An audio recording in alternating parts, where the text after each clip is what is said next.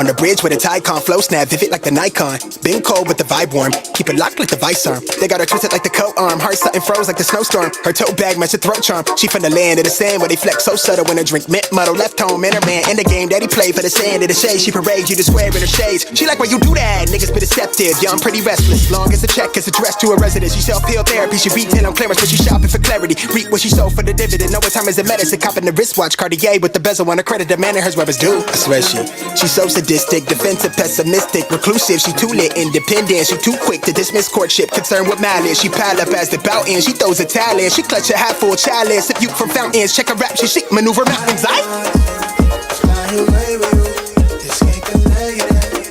I'm just trying to let fly away with you, escape the negative. I'm just trying to let grab her on this fly, grab her on this fly.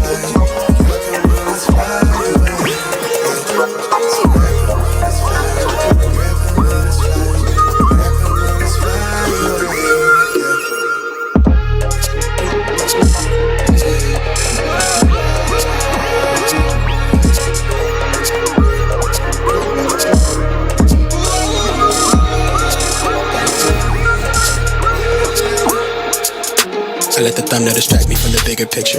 Losing sanity to misplaced feelings. Real shit kept deep in her makeup bristles. Hotline blink, she sent 1,000 kisses. I just tripped, I sold 1,000,000 tickets. I'm way too focused on this image lately. My mind is racing, 1,000,000 miles a minute. No time to slide, I guess I'm bad with distance. I never text you back, lately my thoughts they drifted around the shots to keep us all from losing who we are. We're products of a generation where we swiping left across the interfaces. Out my mind, I tend to be evasive. Yeah.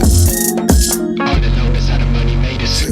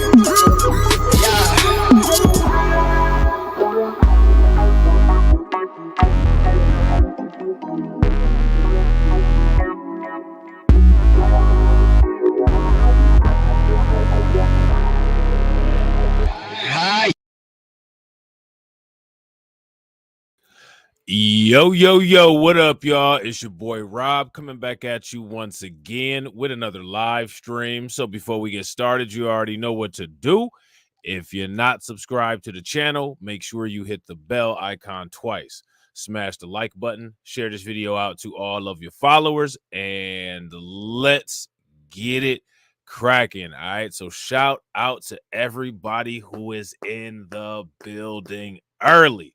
All right. It's good to see each and every one of you. Shout out to everybody wherever you watch it from. If you guys can hear me, please give me a thumbs up or a radiation emoji in the chat. If you guys cannot hear me, then give me a thumbs down. All right. I'm going to shout out everybody that's in the building early. We got Volvo 2 Love. We got Miss Nisi. Shout out to Kid Gravity. We got Al McGowan. We got Jerry Bedford, shout out to you, Jerry. We got my man Tony Taylor in the building. We got Volvo 2 Love. Shout out to DeAndre. What's good with it, bro? We got Miss Nisi. We got Carlton Way in the house. We got my man AB Promotions. Shout out to you, bro. Shout out to Miss Nisi. Make sure y'all show Miss Nisi some love with the off-rip ducats. Definitely appreciate it. Make sure y'all throw some flames, radiation emoji in the chat for Miss Nisi. Definitely appreciate it. And let me see who else we got. And we got Sybil. Shout out to Sybil. Good to see y'all, man. I'm glad to see everybody here. We are going to talk about some of the things not being talked about when it comes to this potential quote-unquote TikTok ban, this potential quote-unquote TikTok drama. All right. Now, my question for everybody, this is going to be a long stream too. So just so everybody knows, get comfortable, put your phone somewhere. This stream going to be long because there's a lot that goes into this. All right. My question for everybody, and shout out to Kid Gravity because Kid Gravity been covering this. What do you all think is the reason why TikTok is being banned? Everybody in the comment section, give me your best explanation. All right. Shout out to the people on Twitter. Shout out to the people on Twitch. Shout out to the people on Rumble. Shout out to the replay gang. Everybody that watches, give me your best hypothesis of what this is all about. And by the time we finish the stream, you all will fully understand my hypothesis of what this is about. All right. So we're going to first look at a couple articles from the New York Times. All right. We're going to go into this a little bit. House passes bill to force TikTok sale from Chinese owner or ban the app. Does that sound like a free economy? Does that sound like capitalism? Does that sound like free market? If that sounds like a free capital system, if that sounds like free market, give me a thumbs up. If it doesn't, then give me a thumbs down.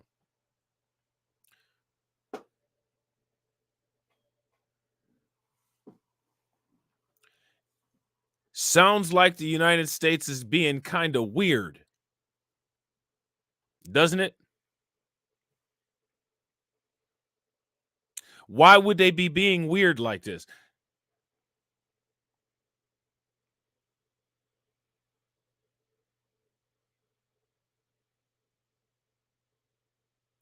Let's continue.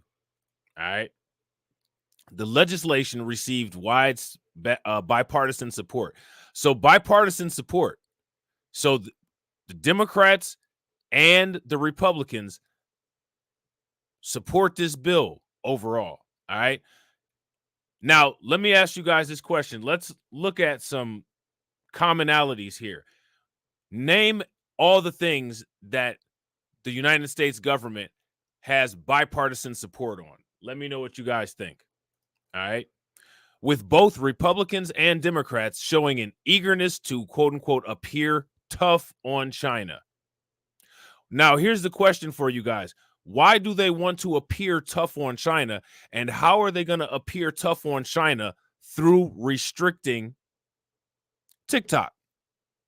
What's the reason that they want to appear tough on China? We got nothing to worry about. We got the best economy in the world, strongest fiat currency in the world, home of free capitalism, right? The House on Wednesday passed a bill with broad bipartisan support that would force TikTok's Chinese owner to either sell the hugely popular video app or have it banned in the United States.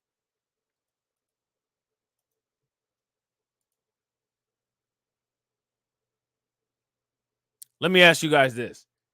How natural is that? Now, what's the reasons that they're listing for doing this? And let me ask you guys this question. Can you guys tell me places where American social media platforms are banned at? And can you tell me which social media platforms are banned? Which American social media platforms are banned? Where they banned at? The move escalates a showdown between Beijing and Washington over the control of a wide range of technologies that could affect national security, free speech, and the social media industry. And that's not the only industry, and we'll be getting into that later. Republican leaders fast-tracked the bill through the House with limited debate, and it passed on a lopsided vote. Look at this, of 352 to 65.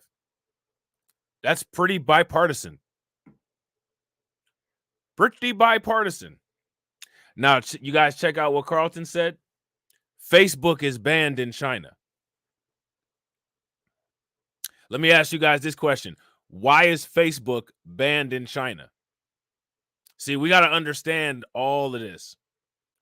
Let me ask you guys another question. How do you guys feel about antitrust legislation? How do you feel it's applied? Now, these are the kind of problems that we need to be having. All problems ain't bad problems. The fact that we haven't run into a problem, quote unquote, of this magnitude, that's actually a bad sign. Would you guys agree? If you guys agree, give me a thumbs up. If you guys disagree, give me a thumbs down. Reflecting widespread backing for legislation that could take direct aim at China in an election year. The action came despite TikTok's efforts to mobilize its 170 million U.S. users against the measure and amid the Biden administration's push to persuade lawmakers that Chinese ownership of the platform, see this? Chinese ownership of the platform poses a grave national security threat to the United States, including the ability to meddle in elections. Let me ask you guys this. Do you all agree with that? If you guys agree with this, give me a thumbs up. If you guys disagree, give me a thumbs down. The result was a bipartisan coalition behind the measure that included Republicans who defied former President Donald J. Trump in supporting it, and Democrats who also fell in line behind a bill that President Biden has said that he would sign. The bill faces a difficult road to passage in the Senate, where Senator Chuck Schumer, Democrat of New York and a majority leader, has been nominated about bringing it to the floor for a vote, where some lawmakers have vowed to fight it. And even if it passes the Senate and becomes law, it is likely to face legal challenges. But Wednesday's vote was the first time a measure that could widely ban TikTok for consumers was approved by a full chamber of Congress. So what this shows is that, if they want to pass something, then they definitely can.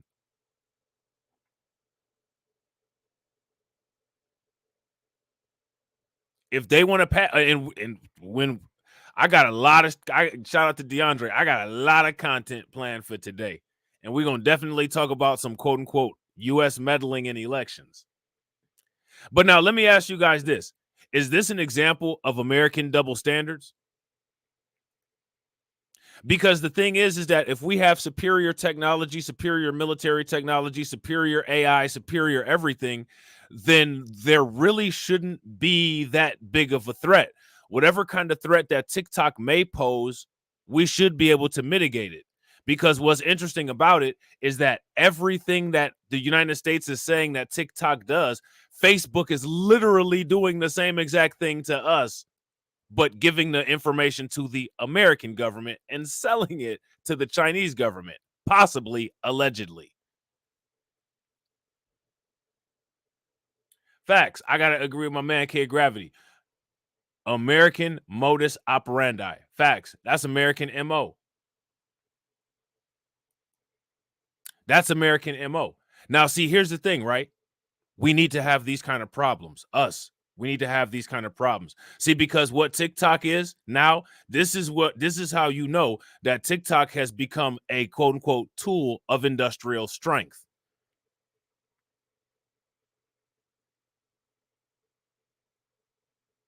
TikTok has become a tool of industrial strength. And when it comes to tools of industrial strength that the United States feels that it can't control, or tools that it feels that it can't overpower, or tools that it feels that's people who are not in the group of people that they want to have the power, they will bend the rules and change the rules and do whatever they can to either weaken the tool or to destroy the tool. It's one of the things that they did to FTX. And if you guys recall back in the day, they did the exact same thing to Napster. It doesn't matter if these tools of industrial strength are domestic. It doesn't matter if they're foreign. The octopus has to be able to wrap its tentacles around it. And if it can't, then nobody can. Shout out to Wallow J. What's good with it, bro? You guys agree? If you guys agree, give me a thumbs up. If you guys disagree, give me a thumbs down. And real quick, shout out to everybody that's watching. I appreciate you guys. If you all haven't smashed the like button yet, please take a moment, smash that like button. Also, if you guys have not shared the stream, wherever you're watching from, please take a moment and share the stream. The app has been under threat since 2020, with lawmakers increasingly arguing that Beijing's relationship with TikTok's parent company, ByteDance, raises national security risks. The bill is aimed at getting ByteDance to sell TikTok to non-Chinese owners within 6 months. Now, let me ask you guys this question. Who do you think the United States wants TikTok to be purchased by? Shout out to Lehman Lucas. What's good with it, bro? What's good with it, Jacoby? Who do you guys think that the United States wants to have possession of TikTok? And why? The president would sign off on the sale if it resolved national security concerns. If that sale did not happen, the app would be banned.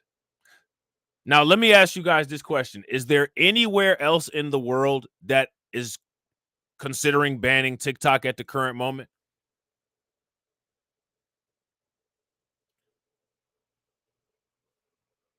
If you guys know of any other places in the world right now that currently feel that TikTok is a national security threat and it needs to be removed from availability of its public, let me know where those places are in the comment section. And now, mind you, wherever those places are, they're probably not countries more advanced with military and technology than the United States. So you have to ask yourself the question, if these countries will allow TikTok for their public and we have all of this advanced technology, but we feel that it's a threat because TikTok can be a workaround to breach security, what is that saying?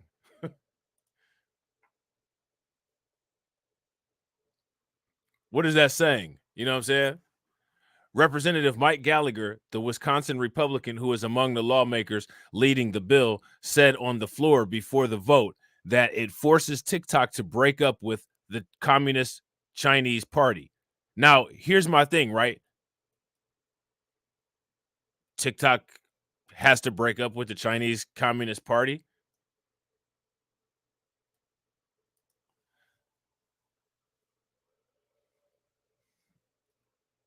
America's scared of a little competition.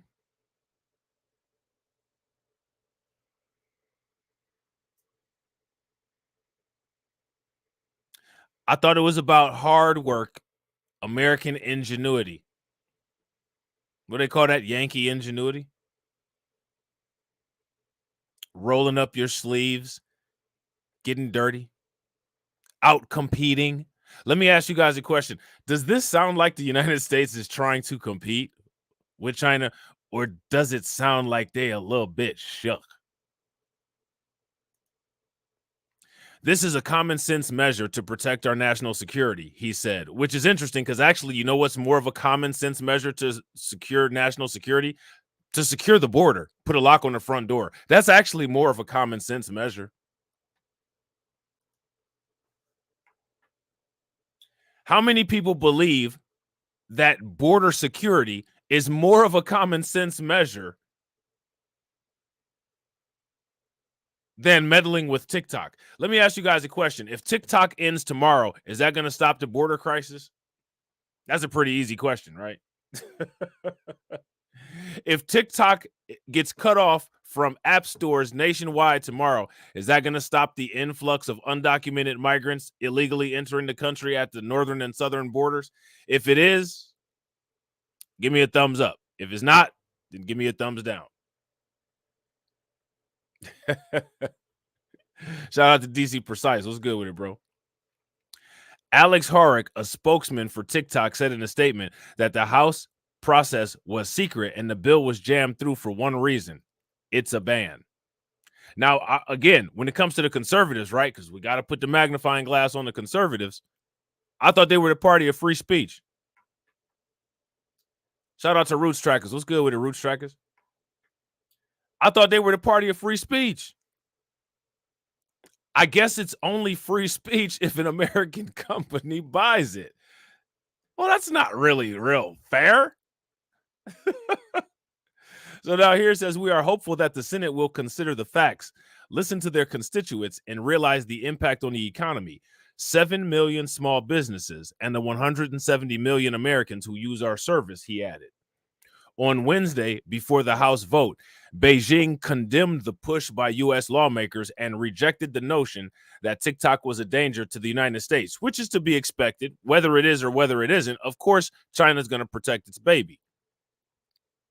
At a daily press briefing, Wang Wenbin, a spokesman for China's foreign ministry, accused Washington of resorting to hegemonic moves when one could not succeed in fair competition. Isn't that what the United States used to accuse China of? Well, well, well. What did they say on Riding Dirty? No, that's not Riding Dirty. What was that? Yeah, I think it is right. It is Riding Dirty. One day you're here, then the next day you're going, well, well, well, well. Hello, baby. The Isley brothers. Well, well, well. Like Notorious Big said, things done changed. Things done changed. I actually agree with this, and I'm going to show you why. Once we get deeper into the live stream, I'm going to show you exactly why I agree with that. And it's not just with TikTok. See, here's the thing, right? There's not a lot of focus going on right now about this quote unquote trade war, this quote unquote economic cold war that's going on between quote unquote the G7, the West, and the global South. But if you ask me, this is just the most public part of it spilling into the media. Because what you're going to find is when you look at a long line of markets and when you look at a long line of products, you will see that the United States is playing this game, not just with TikTok, but when it comes to many different products and markets. Clean energy being one of them, electric cars being the other. Did you guys know that? If you guys were aware of that, give me a thumbs up. If you guys weren't, give me a thumbs down. If the bill were to become law, it would likely deepen a cold war between the United States and China over control of many important technologies, including solar panels, electric vehicles, and semiconductors. Now, let me ask you guys this question. How many people know about the war between United States and China over AI, solar panels, electric vehicles, and semiconductors?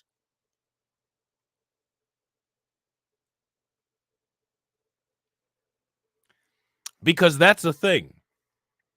And it's a big thing.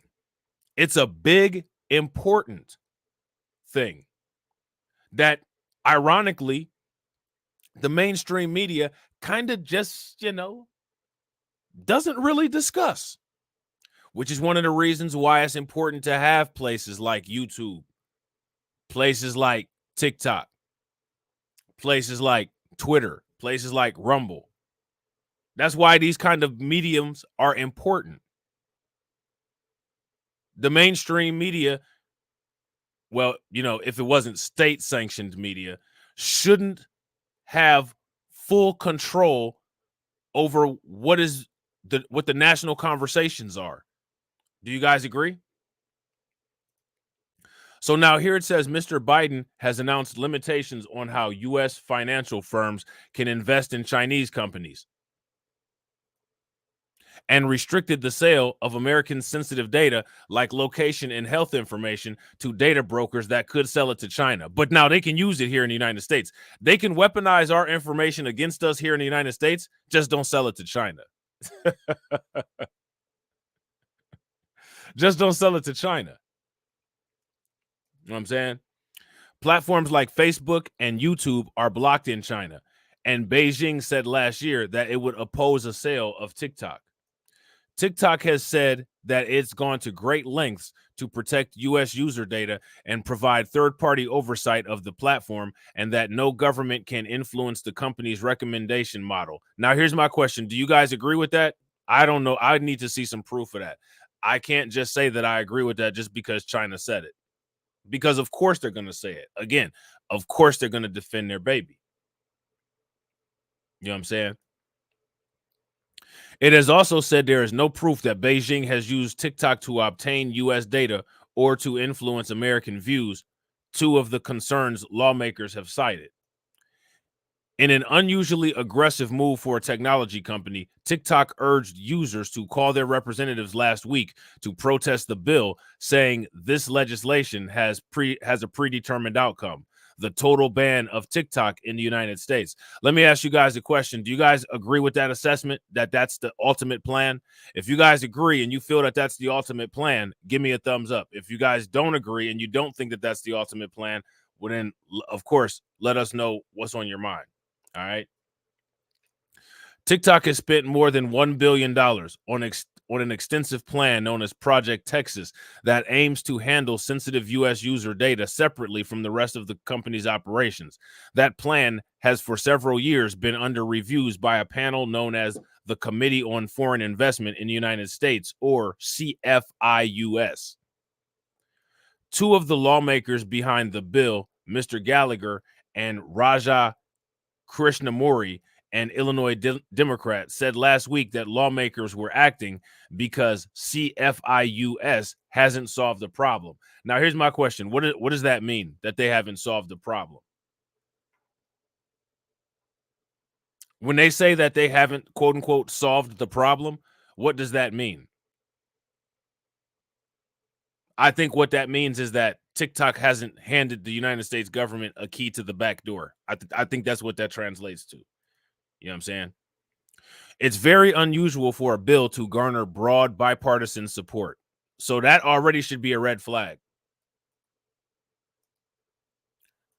Let me ask you guys this. Anytime there's bipartisan support immediately, is that an immediate and imminent alert to possible shade? If you ask me, here in the United States, anytime there's bipartisan support immediately on something that just came out of nowhere, they're associated with it. But at the same time, divide both parties. President Biden has said he would sign the bill into law, but top House leaders like Representative Katherine Clark of Massachusetts, the number 2 Democrat in the House, voted against the bill. Mr. Trump said he opposed the bill, but many of his most stalwart allies in the House, like Representative Elsie Stefanik of New York, the number 4 Republican of the House, voted for it. The vote came down to something of a free-for-all, with usual alliances in support of and opposed to the bill. Representative Nancy Pelosi, Democrat of California, and the former House Speaker sat in the chamber, nodding along with the hard right Republicans like Representative Dan Crenshaw, Republican of Texas, as they outlined their support for the bill. Now, let me ask you guys a question real quick. If bipartisanly this bill is supported, my question is,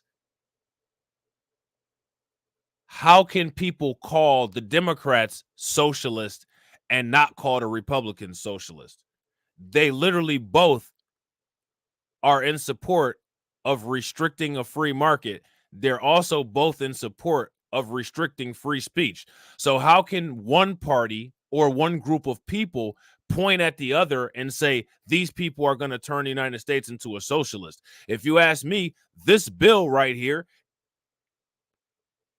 literally tells on itself as American socialism. They're scared of competition, so they're attempting to financially censor. They're scared of what's being discussed on the platform, so they're verbally censoring.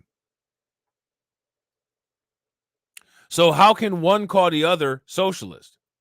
How can one call the other cancel culture?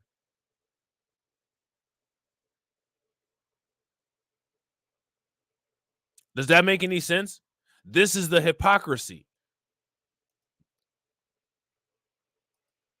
This is the hypocrisy that we live in. You know what I'm saying? The vote came down to something of a free-for-all with the usual alliances in support of and opposed to the bill. Representative Nancy Pelosi, Democrat of California, and the former House Speaker sat in the chamber nodding along with hard-right Republicans like Representative Dan Crenshaw, Republican of Texas, as they outlined their support for the bill.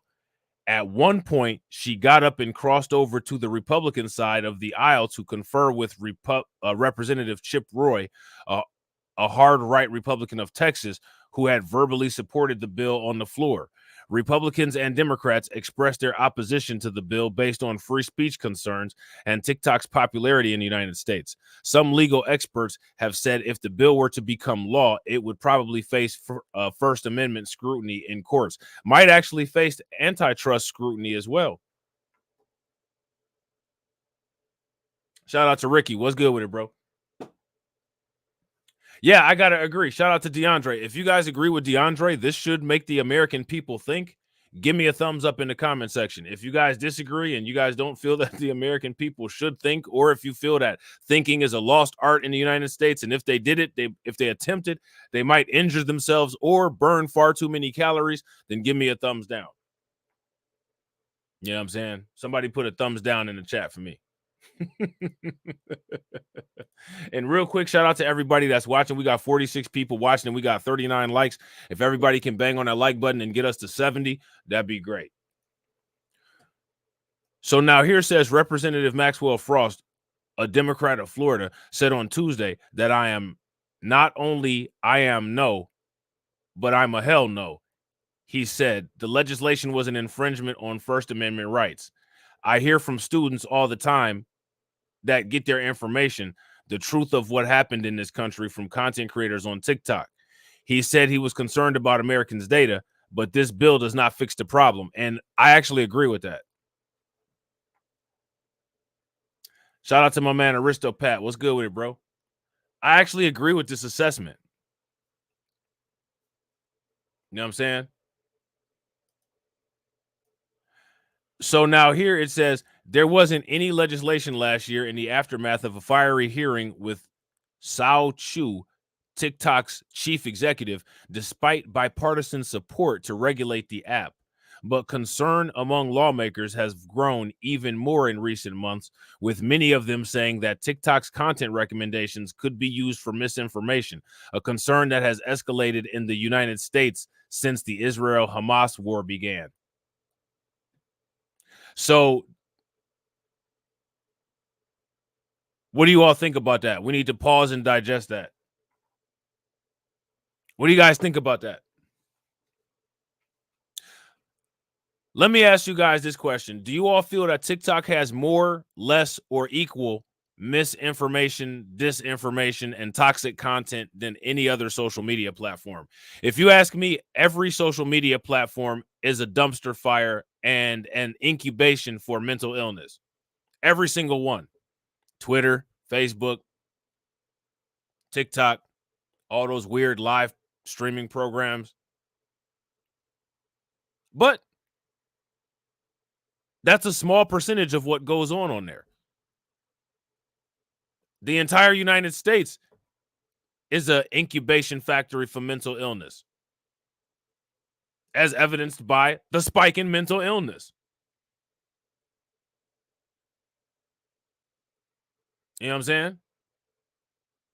I mean, you can get on YouTube and watch people do and say really dumb stuff, or you can actually get on YouTube and watch people say and do really intelligent and productive stuff. The choice is yours. Would you guys agree?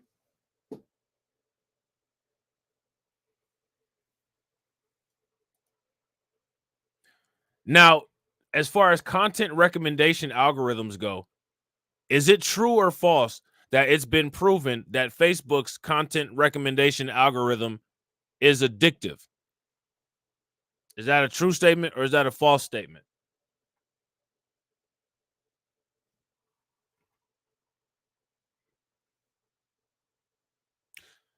So now my question is, if it's been proven that Facebook's recommendation algorithm has been proven that it's addictive, what's been done about it? If it's been, remember Facebook Analytica, Facebook and Cambridge Analytica? How many people remember the Facebook and Cambridge Analytica data leak? If you guys remember that, give me a thumbs up. If you guys don't, give me a thumbs down. What was done to correct that?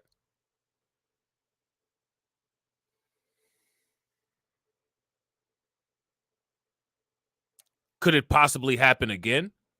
Has there been an issue with TikTok equivalent to Facebook Cambridge Analytica? Is my question.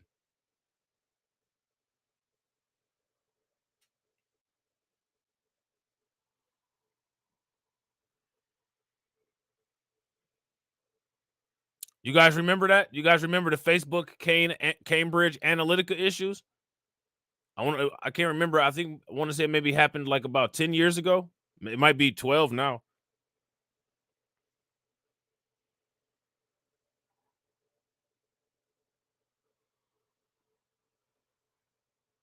Who remembers the Facebook Cambridge Analytica issues and the data leaks? Now, that was an actual issue, and that was a domestic data leak. My question is, has there been a data leak event with TikTok equivalent to Facebook Cambridge Analytica? That's my question for you guys.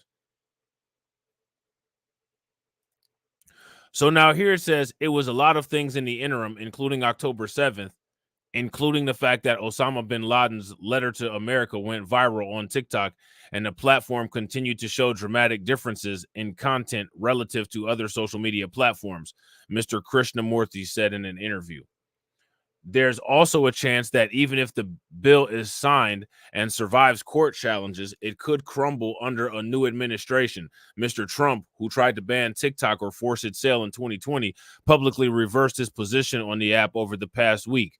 In a television appearance on Monday, Mr. Trump said that the app was a national security threat, but banning it would help Facebook, a platform the former president criticized. There are a lot of young kids on TikTok who will go crazy without it, he said. I don't think that that's necessarily a good reason to keep it, but that's what Trump is saying. You know what I'm saying? If Trump's administration had threatened to remove TikTok from American app stores if ByteDance did not sell its shares in the app, ByteDance even seemed ready to sell a stake in the app to Walmart and Oracle, where executives were close to Mr. Trump. You see that? They were going to sell a stake in the app to Walmart and Oracle. Now, let me ask you guys this question. If this bill passes, do you all think that within the bill, it directly tells China who they can or who they should sell to. Let me ask you guys this question.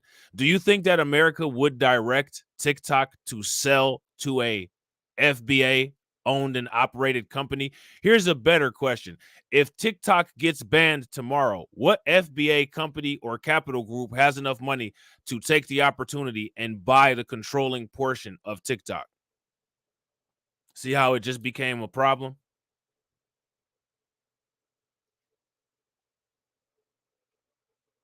See how that just became a problem? Here's the question. Why do we not have the option to say, yeah, we'll buy that, or decline? No, we won't buy that. Why is that option not available to us? See, that's a problem. And that's what I was talking about at the beginning of the stream, that these are the kind of problems that we need to have.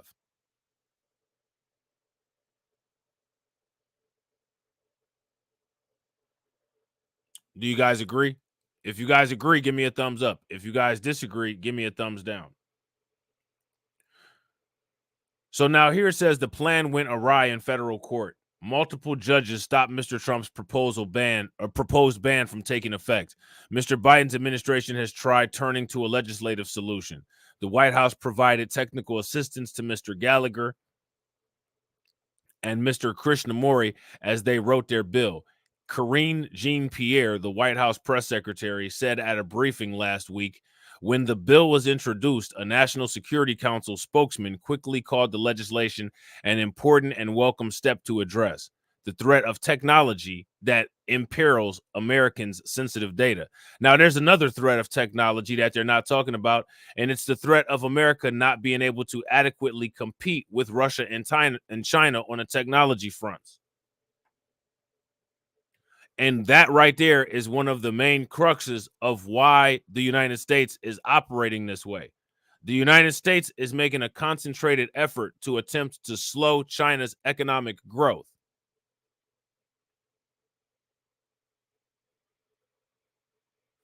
This is just one of the most public fights about it.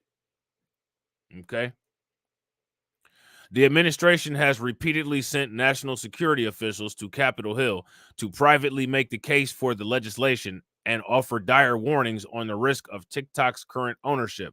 The White House briefed lawmakers before the 50-0 committee vote last week that advanced the bill to the full House. 50-0 vote.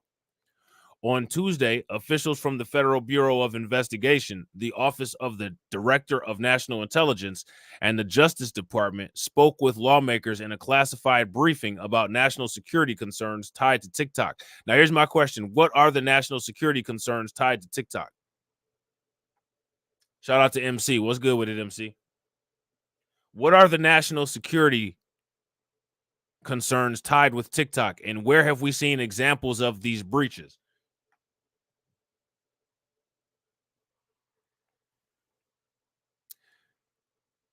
Where have we seen any examples of a breach in security with TikTok? Mr. Gallagher and Mr. Krishnamurti had previously sponsored a bill aimed at banning TikTok. The latest bill has been viewed as something as a last stand against the company for Mr. Gallagher, who recently said he would not run for a fifth term because the framers intended citizens to serve in Congress for a season and then return to their private lives.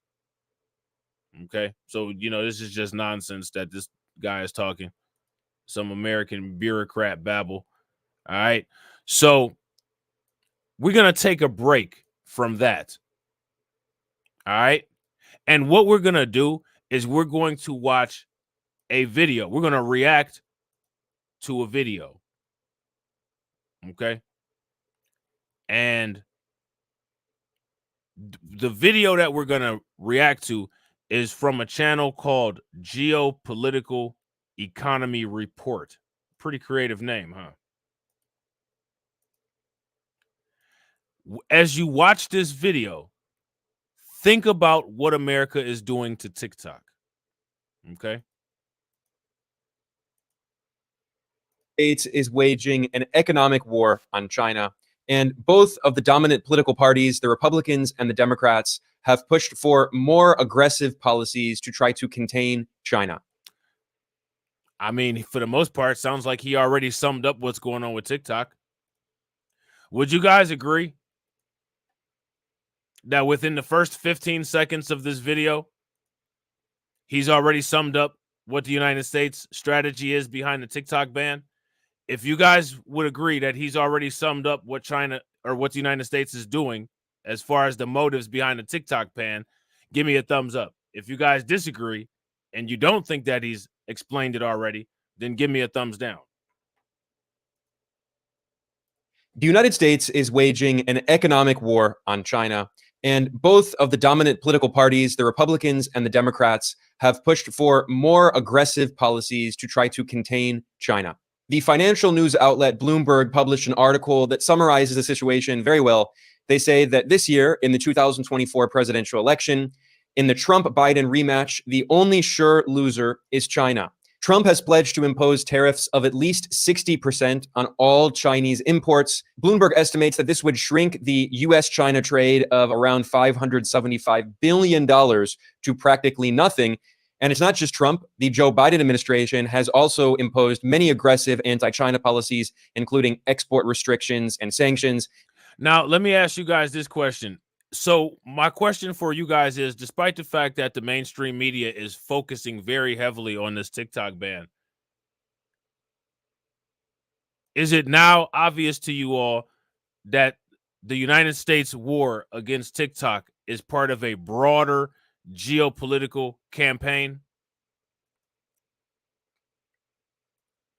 And Bloomberg notes that the Biden administration is also considering several other restrictions on trade with China, including restricting data flows and potentially putting tariffs on Chinese electric vehicles. Now, just a few years ago, before Donald Trump came into office in 2017 and started the trade war, Chinese goods made up 22% of all imports into the United States. And if Trump imposes these tariffs, that will likely decrease to close to 0%. And Bloomberg noted that there are several industries that will be hit very hard, including textiles and electronics. Now, here goes my question. If this happens, my question for you guys is, what happens to the price of these things domestically? Shout out to Val. Good to see you, Val.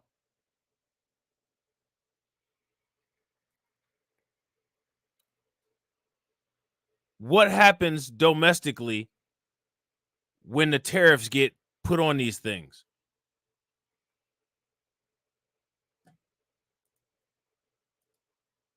U.S. electronics companies will likely be devastated, potentially going bankrupt because of these policies. And now, do you guys hear that?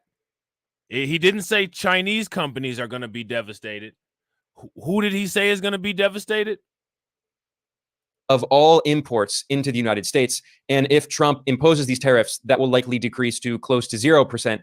And Bloomberg noted that there are several industries that will be hit very hard, including textiles and electronics. Many U.S. electronics companies will likely be devastated, potentially going bankrupt because of these policies, and U.S. consumers will pay higher prices. And of course, so there you go. So now what people need to pay very close attention to is that what the United States is doing to TikTok is part of a broader trend of what the United States is doing to all competitive Chinese products. And what that's going to cause is an effect on consumer prices. Now, my question for you guys just heard him say it, but I want to hear you guys say it. How is that going to affect your shopping ability? What is that going to do with your ability to purchase items?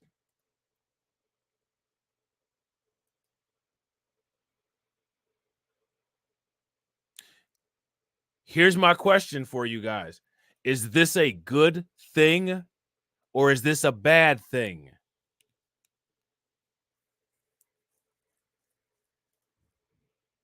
This is coming at a time when the U.S. has been facing an inflation crisis, and inflation would get significantly worse if the U.S. trade war on China escalates to this degree. So this raises the question, why is there so much antagonism toward China in Washington? Why do both political parties want to escalate the trade war against China? What is driving all of this? Here's the question, guys. Is the TikTok ban part of the trade war campaign against China? If it is, give me a thumbs up. If it's not, give me a thumbs down. And real quick, shout out to everybody that's watching. We got 40 people watching and we got 45 likes. If we could get everybody to smash the like button, hit the bell, and share the stream to their social media, help us get to 70 likes, that'd be great. Well, as I explained in a previous video, which I will link to in the description below, China has become the world's manufacturing superpower. Today, China makes up 35% of the entire world's gross production of manufactured goods. That's to say that China produces more than the next 9 largest manufacturing countries combined. How many people were aware of that? Now, that presents a huge problem for the United States. So because that presents such a huge problem for the United States is doing what to try to control some of that? And since 2016, China has overtaken the United States as the largest economy on Earth and continues to grow faster and faster. And soon, its nominal GDP, its gross domestic product, the size of its economy measured in dollars, will also overtake the size of the US economy. Now, I'm going to run that back so that everybody can hear that, because that's not something that you're going to hear on the mainstream media. Now, here's my question. How excited about that do you guys think that they are in Washington? You think that they're thrilled to hear that? Yes. Well, as I explained in a previous video, which I will link to in the description below, China has become the world's manufacturing superpower. Today, China makes up 35% of the entire world's gross production of manufactured goods. That's to say that China produces more than the next 9 largest manufacturing countries combined. And since 2016, China has overtaken the United States as the largest economy on Earth and continues to grow faster and faster. And soon, its nominal GDP, its gross domestic product, the size of its economy measured in dollars, will also overtake the size of the US economy. So more and more indicators show that US economic hegemony is declining and China is growing and growing in influence. US economic hegemony is declining. China is growing in influence. What does that mean for the United States? What does that mean for the people of the United States? What does that mean for influence and power in the world? Let me know what you guys think in the comment section. And this is fundamentally the main reason driving the very aggressive policies that the US has been carrying out against China. However, it's not just the size of the Chinese economy and the size of its manufacturing sector. It's also because China is now leading the world in numerous key industries that will be the future of the world economy. Specifically, China has become the world's leader in green technologies that will become. Now, do you guys remember in that last paragraph of that article that we read how the United States is waging trade war against China because of green technologies? Now you're seeing all of the motives for all of this economic aggression that the United States has towards China. Okay. Size of its manufacturing sector. It's also because China is now leading the world in numerous key industries that will be the future of the world economy. Specifically, China has become the world's leader in green technologies that will become more and more important as the world decarbonizes and moves away from fossil fuels. And China has absolutely dominated what it refers to as the new 3 industries. These consist of 1, batteries, 2, new energy vehicles or electronic vehicles, and 3, solar power and wind power. Now, you guys remember on BLR4, before we flipped that channel into Reacts, that is what we used to talk about on that channel. And I used to tell people need to get ahead on getting a market share in that to be able to control some of these new kind of industries. One of the ways to get the kind of power that people want, the power and influence, is to dominate industries ethnically.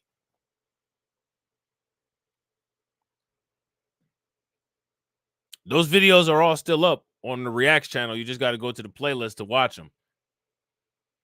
And when you guys watch them, you can take a look at how many people checked them out.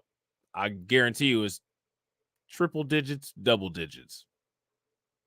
So when you have that kind of stuff and you have those kind of recommendations and people are saying that we have these kind of problems that we have, you have to ask yourself, how significant are these kind of problems actually if people aren't interested in taking the time to explore new solutions?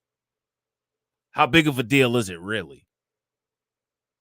You know what I'm saying?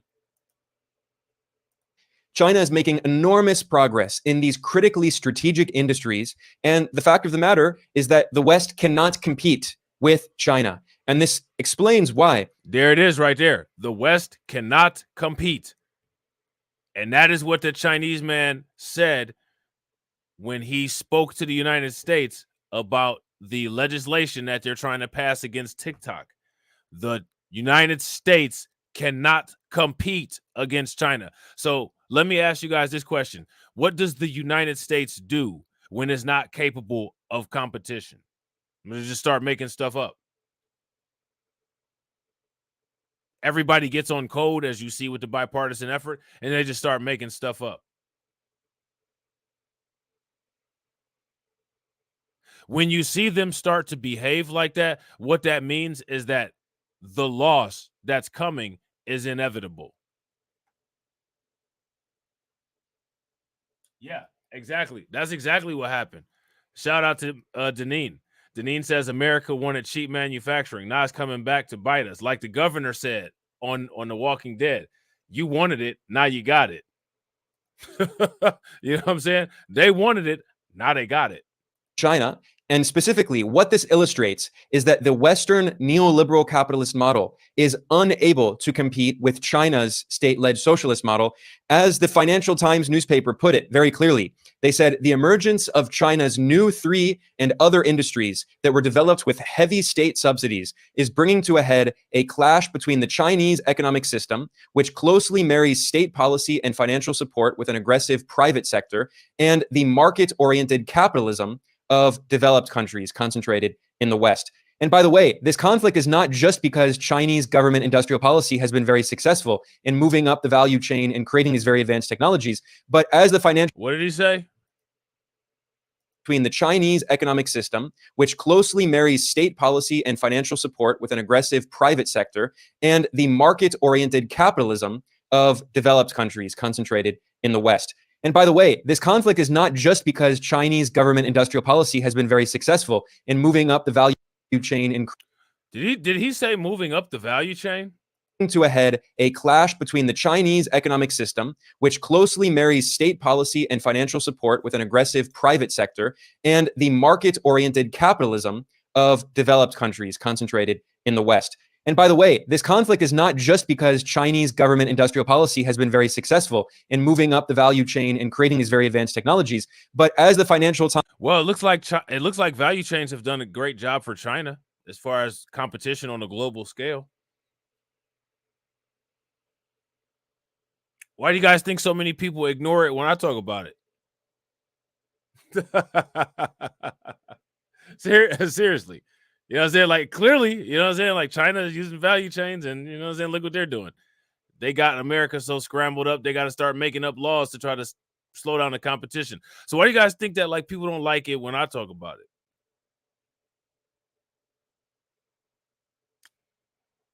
You know what I'm saying? Self-critique. Times noted in this same report, quote, what has really alarmed the West about Chinese clean tech companies is that their technology is often superior to that of the US and other advanced economies. So Western technology corporations, largely based in the US, these big tech monopolies, they simply cannot compete with the Chinese clean energy products, which are simply better. And that's why the Western governments are resorting to economic war against China. There you have it right there. The United States cannot compete. The United States cannot compete. That is the sole motivation behind this TikTok ban. Let me ask you guys a question. How many products has the United States imported in and purchased from other countries that were harmful to people, national security risks, poisonous, cancerous?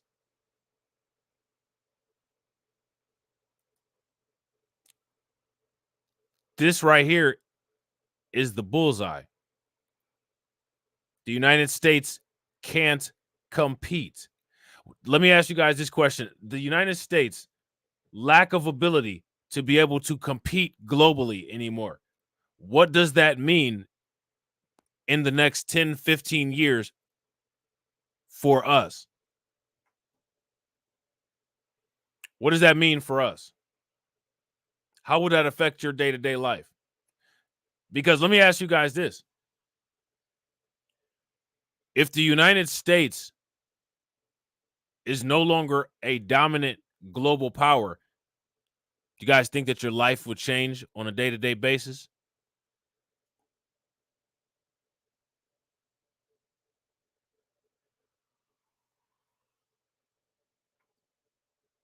Yeah, that's what they've been telling the world.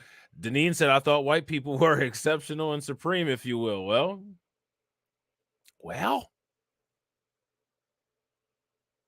Well, I mean, we've been trying to convince them otherwise for a long time. Sometimes people just don't listen.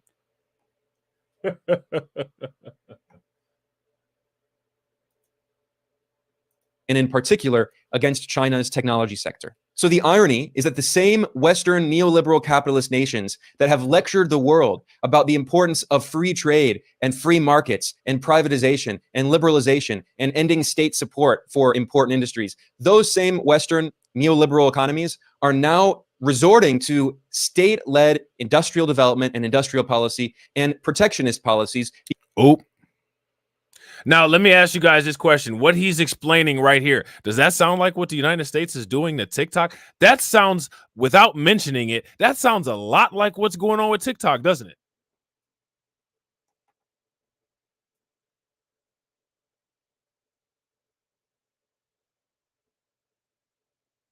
That sounds a lot like what's going on with TikTok, doesn't it?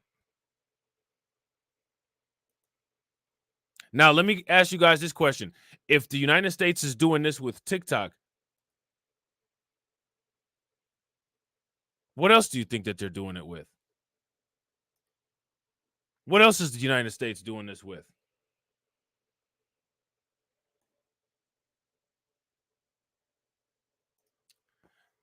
Facts. Like I call Europe the continent with no pyramids.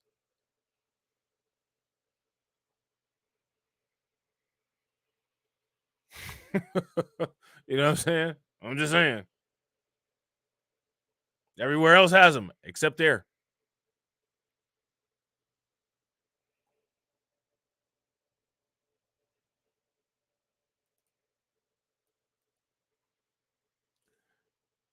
What is this the indication of? So what people need to understand is that the United States that we live in right now is probably going to be a very different place. Shout out to Hurricane IQ. It's going to be a very different place probably in the next between 10 and 20 years. And what people should think about is how to prepare for those differences. One way to prepare for those differences is to make hypotheses based on facts, data, and trends of how things will be different in the future. So we can start now. I'm going to ask you guys, how do you guys think things are going to be in the future? Compete with the Chinese clean energy products, which are simply better. And that's why the Western governments are resorting to economic war against China, and in particular against China's technology sector. So the irony is that the same Western neoliberal capitalist nations that have lectured the world about the importance of free trade and free markets and privatization and liberalization and ending state support for important industries, those same Western neoliberal economies are now resorting to state-led industrial development and industrial policy and protectionist policies because they simply cannot compete with China. One of the clearest examples of this extreme hypocrisy. Now, what you guys need to pay very close attention to this L of Elon Musk. This right here is an expose of how much of a clown Elon Musk is. You see this article that he has? Tesla CEO Elon Musk is sitting up here crying that Chinese electronic vehicle firms will demolish rivals without trade barriers. Is this free speech apartheid, Elon? Call everybody the N-word 500% more times on Twitter because of free speech and capitalism? Crying, asking for restrictions because Tesla can't compete with Chinese electronic vehicles? Really?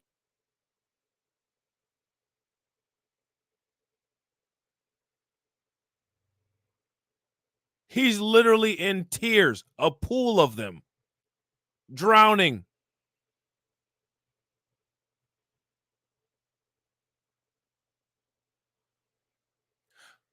But he didn't feel that way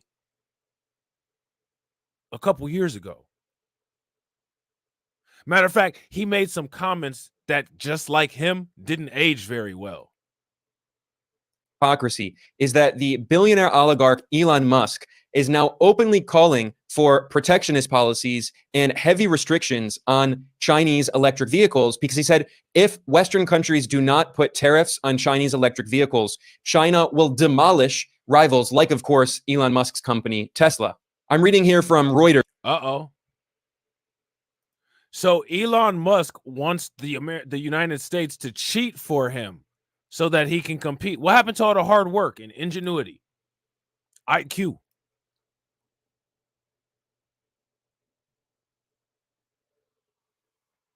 Facts. And shout out to DeAndre. And this is what this is exposing. The TikTok ban blows this open. This is what this exposes. The United States cannot compete globally. The United States is inferior globally. The United States is only competitive when they're able to have all of the guns. When there's an even match, the United States loses every fight.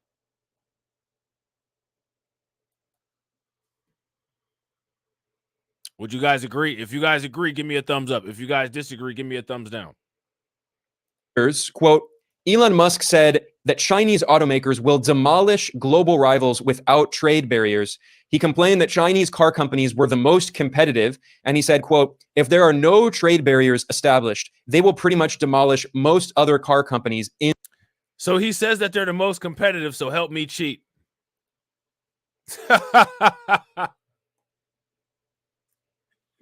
Elon Musk said, they're the most competitive, so help me cheat. Now, you know what's interesting about this? Has anybody checked X recently? You don't really see him tweeting too much about this. Why not? You know, I bet you if he tweeted about this, I bet you he'd get more responses. You don't really see Elon tweeting too much about this, do you? Why not? Shout out to Brooklyn Queen. What's good with it, Brooklyn Queen? Why not? How come Elon ain't talking too much about this?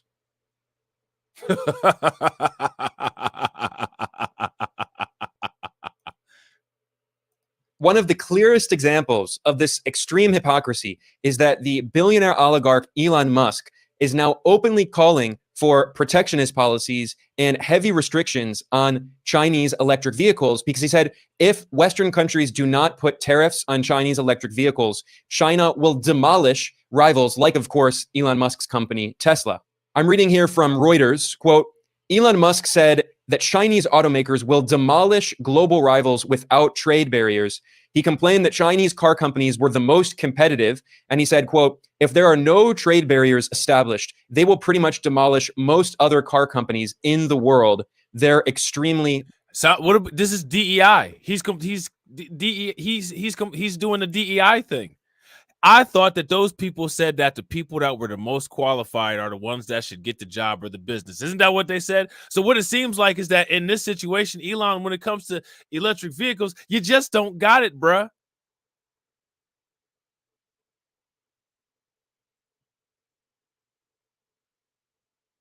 You just don't got it.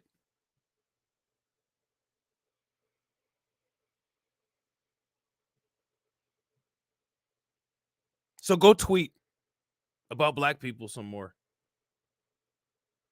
But you know what's funny about Elon Musk and his funny face tweeting about black people? We're not destroying your car business.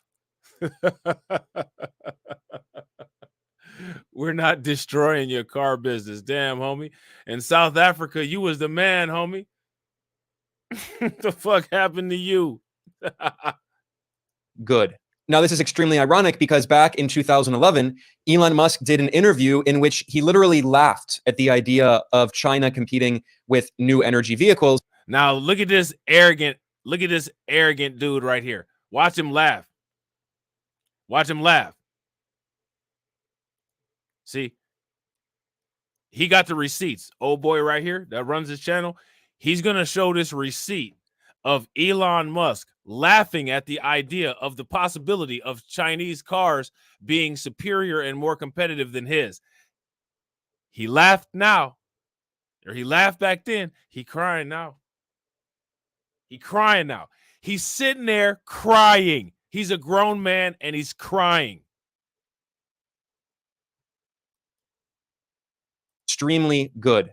Now, this is extremely ironic because back in 2011, Elon Musk did an interview in which he literally laughed at the idea of China competing with new energy vehicles. And in 2023, the Chinese electric car manufacturer BYD overtook Elon Musk's Tesla as the largest EV manufacturer on Earth. Here's this clip of Elon Musk literally laughing back in 2011 at the idea that China could compete with him. There's competitors now ramping up. And as you're familiar with BYD, which is also on the West Coast, I think they're ramping up production of their electric vehicles. Warren Buffett owns 10% stake in that. Why do you laugh? BYD is trying to compete. Hey, look at old boy that run the channel laughing. I got a feeling the dude that run this channel ain't a big Elon Musk fan.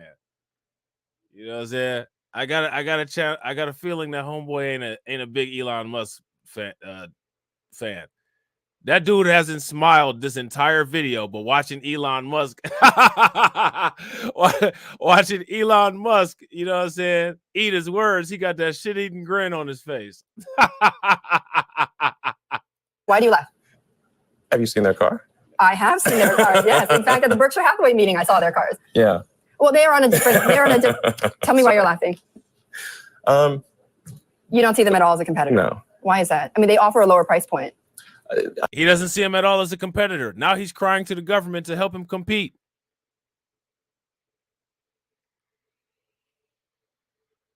He didn't see him as a competitor. Now he's crying to the government to help him compete.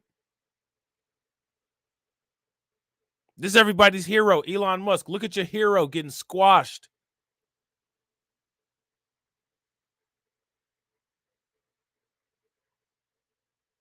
Needs to be more of that. I don't think they have a great product. Why is that? I don't think it's particularly attractive. The technology is not very strong. And BYD as a company has pretty severe problems in their home turf in China. Right. So I think their focus is, and rightly should be, on making sure they don't die in China. Now, this is certainly not the first time that Elon Musk has shown himself to be extremely hypocritical. In fact, he has constantly criticized government intervention in the economy and said that we need a free market and no state subsidies. But in reality, his companies like Tesla have received billions of dollars of subsidies from.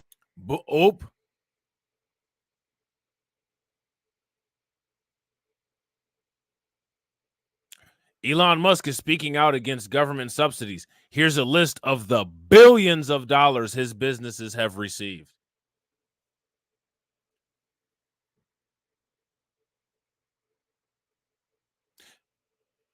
I thought it was all hard work. Elbow grease.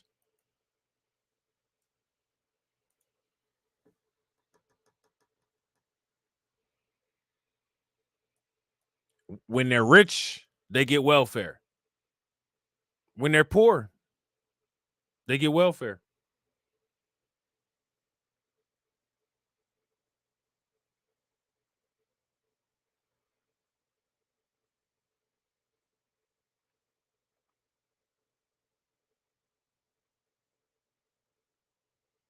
What do you guys think about that?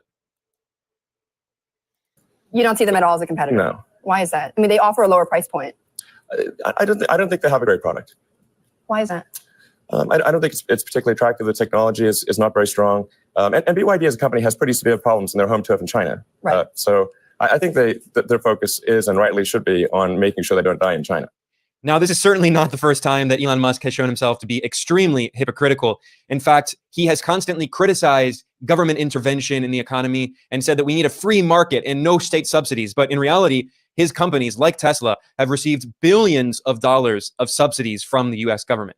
And well, now let me ask you guys a question. Is there any foundational Black American business that has received billions of dollars in subsidies from the United States government? If anybody can name me Black businesses that have gotten billions of dollars in subsidies from the United States government, please, by all means, put them in the comment section.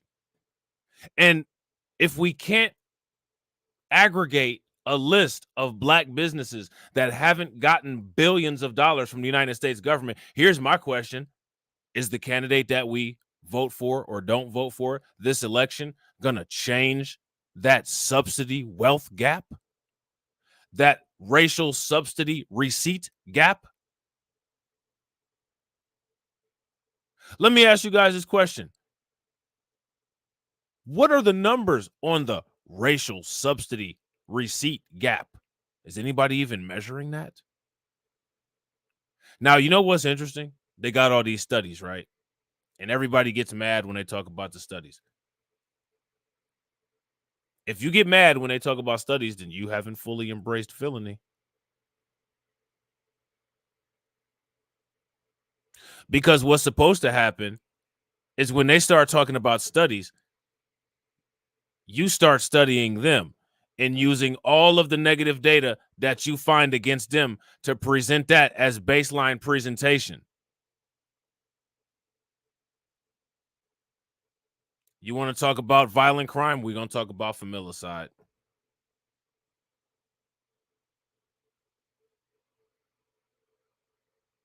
You want to talk about single parent households? We're going to talk about all of the school shooters that come from nuclear families. Let's get it. You don't just put your head down. And if you do put your head down, make sure that it's to create a huge impact.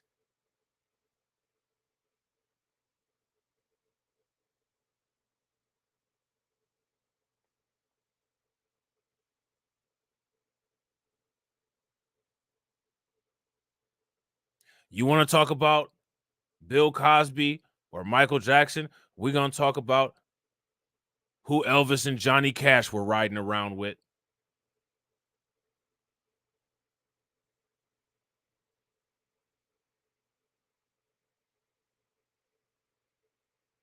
And it's not that difficult, but you don't see it happen all like that.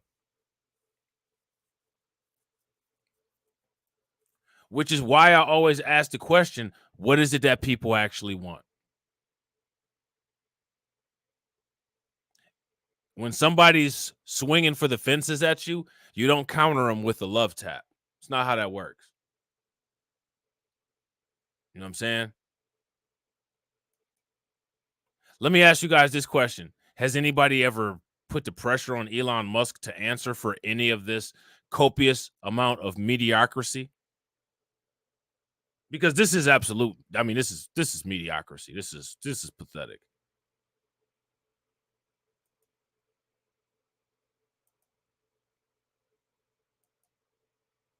Where has Elon Musk been pressured to answer for such mediocre performance? People still have him running around thinking that he's some type of god. If his electronic cars are doing this bad, are you really going to consider letting him put some chip he manufactured in your brain? You know what I'm saying? Billionaire oligarchs like Elon Musk like to sometimes flirt with libertarian rhetoric. At the end of the day, when they cannot compete with foreign rivals like Chinese EV makers, then they demand protectionism, they demand tariffs because they know that Chinese competitors will beat them. This also explains why there is such a hysteria in the United States over TikTok. Boom. Because TikTok has quickly become... Boom. Now, here's my question. Do you guys agree with what he just said right there? If you guys agree, give me a thumbs up. If you guys disagree, give me a thumbs down. He hit the nail right on the head. day, when they cannot compete with foreign rivals like Chinese EV makers, then they demand protectionism, they demand tariffs because they know that Chinese competitors will beat them. This also explains why there is such a hysteria in the United States over TikTok, because TikTok has quickly become one of the world's most popular social media apps. And US social media corporations based in Silicon Valley, which all are US government contractors, they simply cannot compete with TikTok. So this is why you're having these McCarthyite hearings in the US Congress, in which right-wing US Congress people, like for instance, Senator Tom Cotton, a Republican, have been grilling the CEO of TikTok, even though he's not Chinese, he's Singaporean. The US has been grilling him and accusing him of allegedly being part of the Communist Party of China and all of this nonsense. Of course, this is all about scaring people in the United States to justify the new economic war against China. That is. So again, this is a propaganda war. And that right, and the thing is that out of electric cars, out of solar panels, TikTok has the biggest American engagement. Would you guys agree? When it comes to energy, clean energy, wind energy, solar panels, and all of these other areas where the Chinese are grossly outperforming Americans, TikTok is the one that the American people are the most invested in.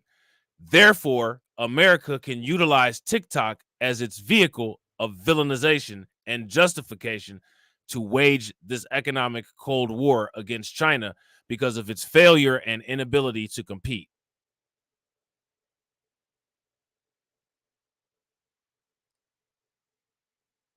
And that's it. That's what it is. You know what I'm saying? Is bipartisan in Washington, but it's also about justifying banning TikTok and using protectionist measures against Chinese social media companies like TikTok in order to protect US social media monopolies like Meta, of course, which owns Instagram and Facebook and WhatsApp, or like Google, which owns YouTube. So this is a way, once again, of justifying this economic war against China because the US does not actually want economic competition. And by the way, it's not just the United States. The European Union is doing the exact same thing. And the EU launched an anti-subsidy investigation into Chinese electric vehicles imports into the EU. And there are many reports suggesting. So now, as you can see, the getting on code thing goes beyond bipartisan. It goes beyond Washington. Once the United States has acted, then the EU comes to have their back.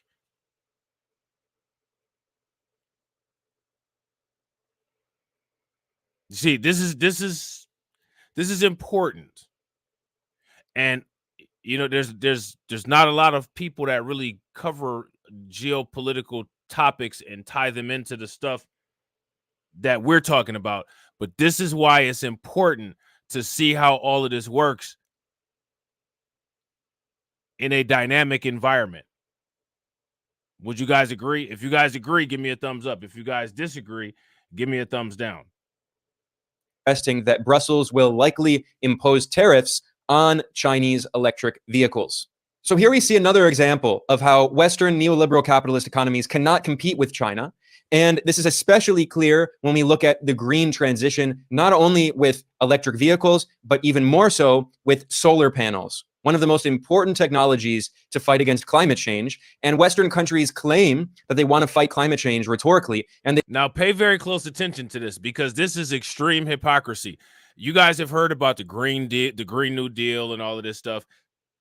All of these climate efforts. You got Cory Bush sitting there screaming climate justice is racial justice and all this nonsense, right? Now, as we listen to this segment right here, compare and take note of China's climate progress versus American climate progress. Okay? And let me know what you guys notice. Shout out to Black Star Racer. What's good with it, bro? They lecture countries in the global south for not immediately transitioning to green energy. Well, China is leading the world in the green transition. And now Western countries say, well, if China's going to lead the green transition, then we don't actually want it. We actually don't care about climate change. We're going to continue destroying the planet, polluting the air, And in fact, many Western countries are expanding fossil fuel production, which is making global warming even worse, which is often causing extreme consequences in the global south, where there's more and more extreme weather. So the global south is facing the consequences of this very selfish behavior by the global north rich economies. And meanwhile, China in 2023 installed more solar panels, more solar power capacity in 1 year than the US has ever installed, or that any country has ever installed in the history of solar power. I mean, just blatant. The misinformation that the United States comes with is just it should be illegal. It should be illegal. They're going on and they're going on and on and on about all of this green energy and haven't done a lick of it. They haven't done a lick of it.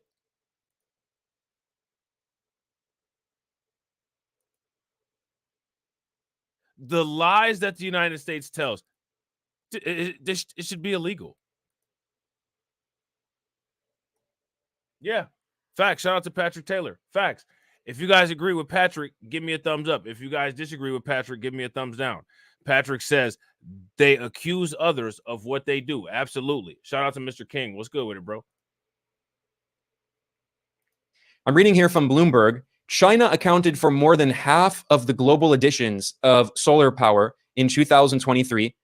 China added 217 gigawatts of solar in 1 year, blowing away its previous record of 87 gigawatts in 2022.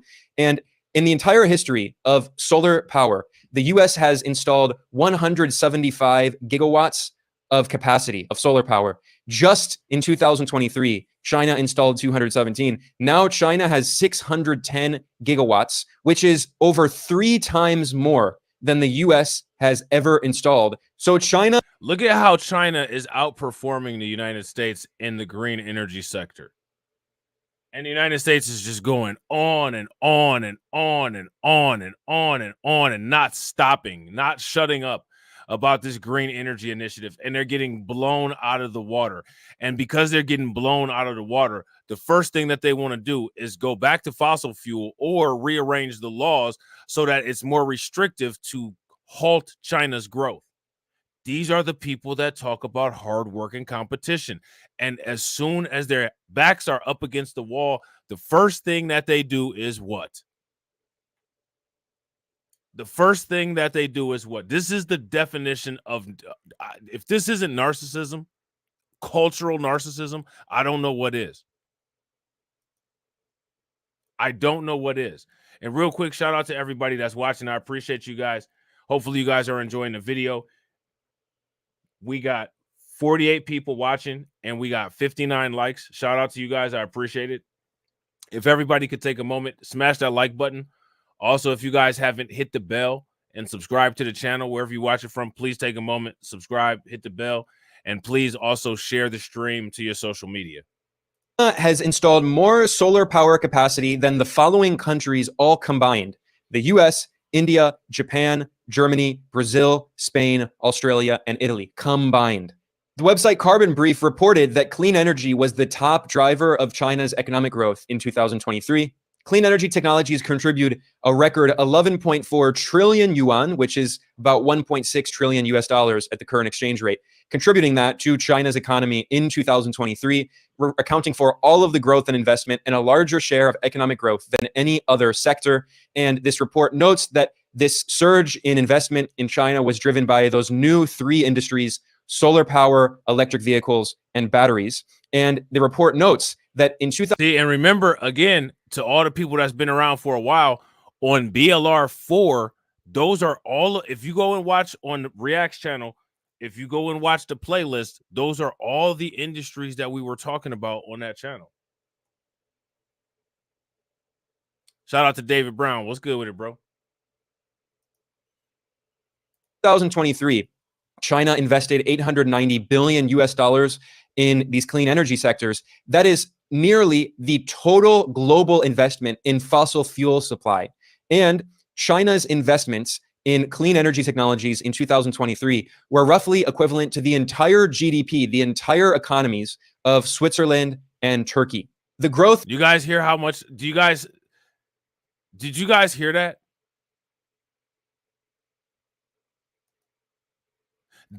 Let me ask you guys this. When is the last time you've watched the mainstream media and they've given a detailed breakdown between the economic scoreboard of the United States versus China? When is the last time that you've seen that? The website Carbon Brief reported that clean energy was the top driver of China's economic growth in 2023. Clean energy technologies contribute a record 11.4 trillion yuan, which is about 1.6 trillion US dollars at the current exchange rate, contributing that to China's economy in 2023, accounting for all of the growth and investment and a larger share of economic growth than any other sector. And this report notes that this surge in investment in China was driven by those new three industries: solar power, electric vehicles, and batteries. And the report notes that in 2023, China invested 890 billion US dollars in these clean energy sectors. That is nearly the total global investment in fossil fuel supply. And China's investments in clean energy technologies in 2023 were roughly equivalent to the entire GDP, the entire economies of Switzerland and Turkey. The growth of both solar and wind power capacity in China in the past few years is absolutely amazing. No other country comes even remotely close.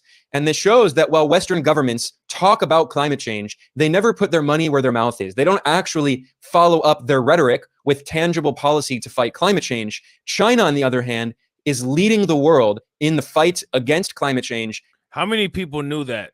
Now, you guys are looking at this chart right here. As you guys can see, this chart is titled, China installed record amounts of new solar capacity in 2023. How many people knew that China is leading the advancement into green energy? If you guys were aware of that, give me a thumbs up. If you guys weren't, give me a thumbs down. China is blowing the United States out of the water economically for the most part in most categories. The nail in the coffin will be if they change the exchange currency for petroleum to the petro yuan. That would be the nail in the coffin. You know what I'm saying? And the way that things are shaping up, the way that things are looking, there's probably a very, very good chance that could occur at some point in our lifetime. Yeah, isn't that ironic? Shout out to Patrick. Patrick said, didn't know this. The U.S. government said that China is the biggest polluter on Earth. Yeah. Yeah. And in the transition toward green technologies that will be the future of humanity. In fact, Reuters reported in 2023 that China's carbon emissions are likely going to peak potentially in 2024. So that's to say that China is almost certainly going to meet the goal that it had set to have peak carbon emissions by 2030. China is likely going to accomplish that 6 years early, or at least a few years early. I should add that the website Carbon Brief also reported that China's emissions are set to fall in 2024. It notes that CO2 emissions are set to fall in 2024, and in general in China, they could be facing a structural decline. Meanwhile, the United States is very likely not going to meet the carbon emissions reductions commitments that it made.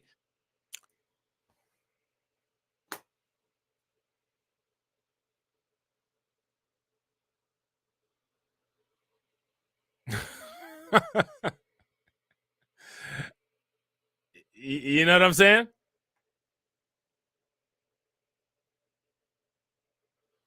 I mean,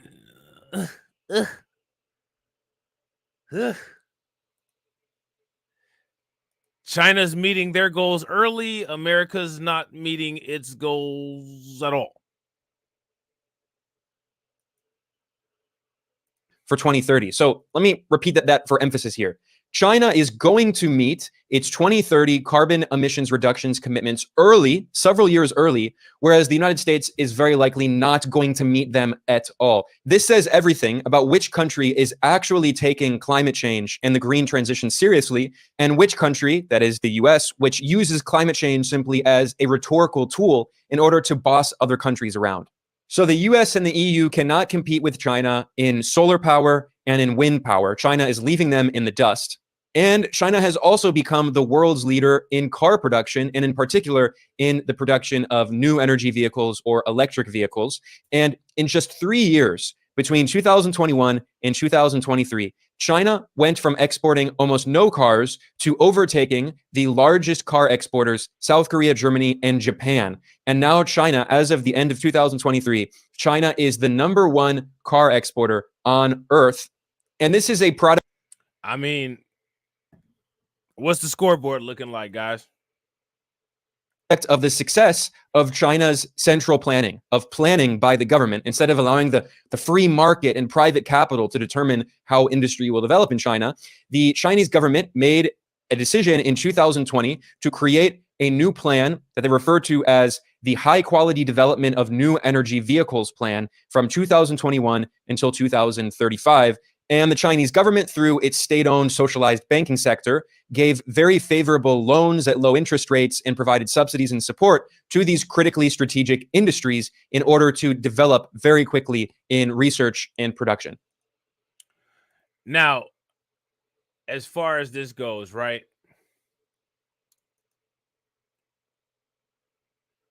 That's a very good video. And I'm not that guy's channel. I've binge watched damn near every video on there. You know what I'm saying? He does extremely thorough geopolitical economic breakdowns. And as you guys know, that's one of those are some of the topics that I talk about on my channel. And I really appreciate content like that. So what he goes into for the rest of the video is just more drilling that point home. So, you know, it would be great to watch the rest of it because I could just sit there and watch that kind of stuff all day.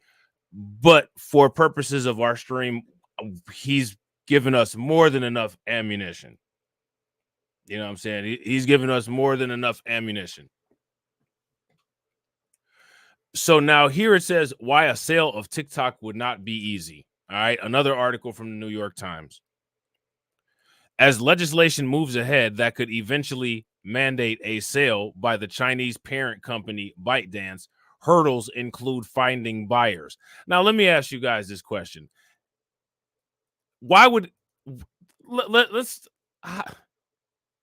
stop, okay? Why would it be difficult to find buyers of TikTok?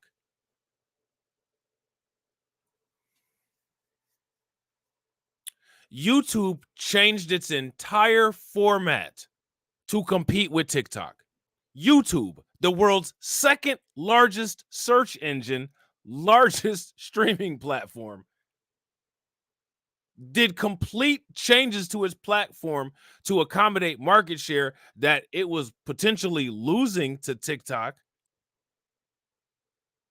But there's not going to be anybody interested in buying it. They're going to have difficulty. I highly doubt it.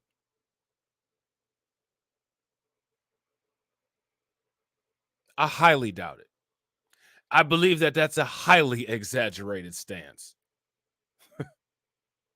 You know what I'm saying? If you guys agree that that's a highly exaggerated stance, give me a thumbs up. If you guys disagree, give me a thumbs down. So now here it says legislation that could eventually mandate a sale of TikTok is moving forward, but any kind of divestiture by its Chinese parent company, ByteDance, is likely to prove challenging. The House on Wednesday approved the bill to ban TikTok unless ByteDance sells the app to a buyer the government signs off on. Now, making TikTok sell to a buyer that the government signs off on, doesn't that sound like everything that he was talking about in that video that we just watched?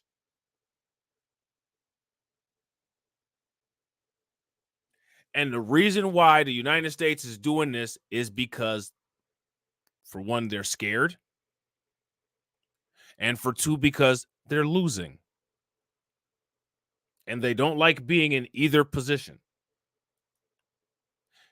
If you have the government trying to be some type of regulator, or if you have the government trying to be some type of referee, it's not necessarily a free market. It's not technically a free market. You have regulation. And remember, this is a bipartisanly agreed upon bill, right? Bipartisanly providing government oversight, but Republicans are not supposed to be about government oversight.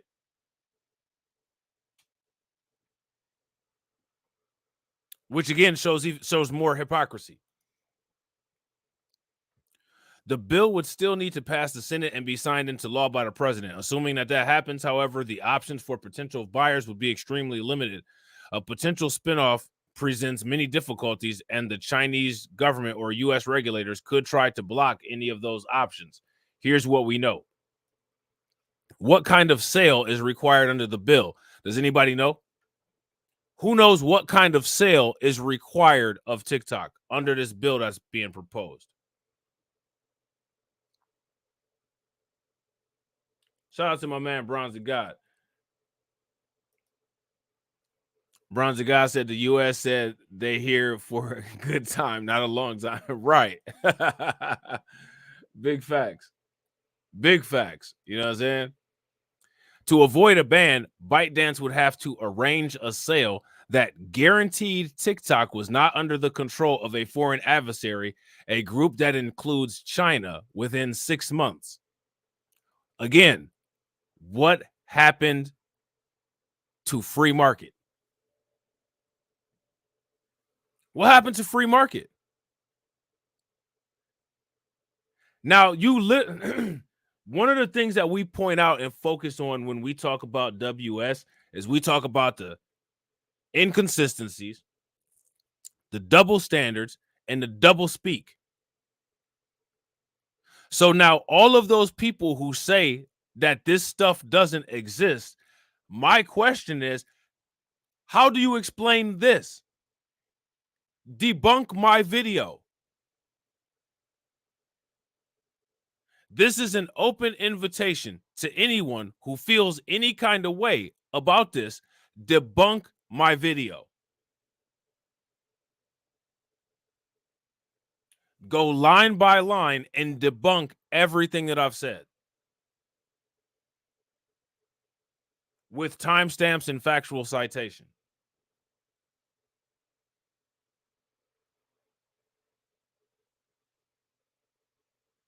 But remember, like Joy Reid and Simone Sanders and all them,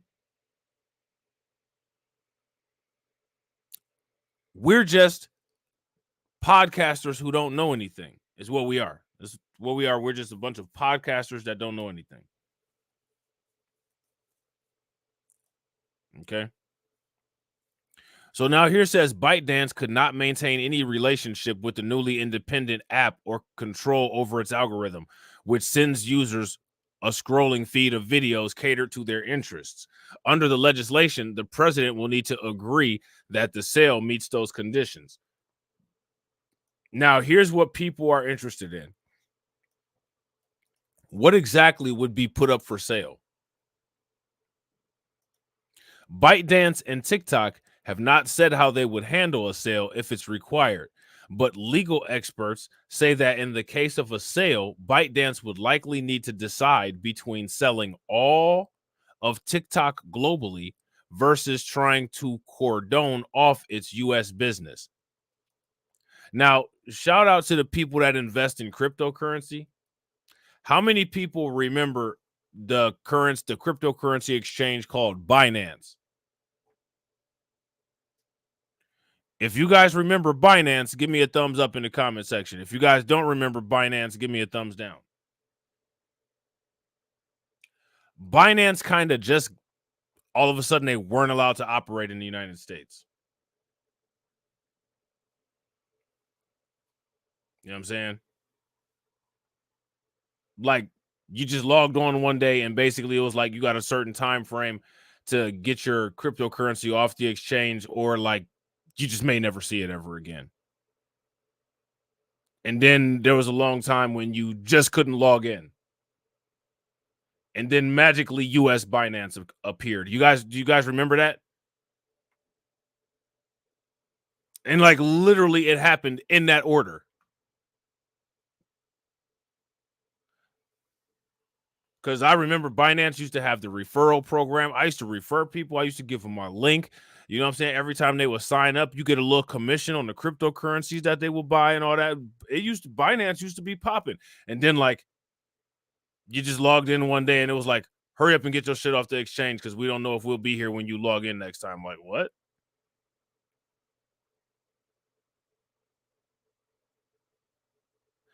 That's what's going on with TikTok. And again, it's because of the inability to compete. When you can't compete, cheat. That's what the slogan of America should be. Would you guys agree? Instead of "In God We Trust" on the money, it should say, if you can't compete, then cheat. That's what they should put on the dollar bill.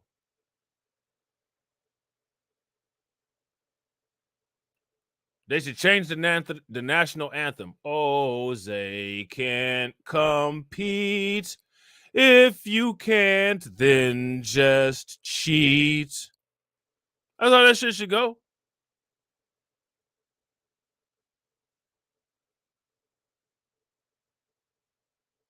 We should start a petition for that.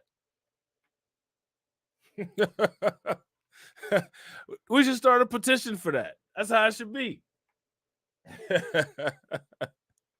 That should be Elon Musk's theme song. You know what I'm saying? So now here says ByteDance wouldn't be allowed to have any connection to TikTok going forward. So it's unclear if it would even be possible to break off its U.S. operations to comply with the legislation while still allowing that American version of the app to use ByteDance's algorithm and talk to TikTok users in other countries. Okay. Why would it be challenging to sell TikTok? It wouldn't be challenging to sell TikTok. It wouldn't be challenging at all.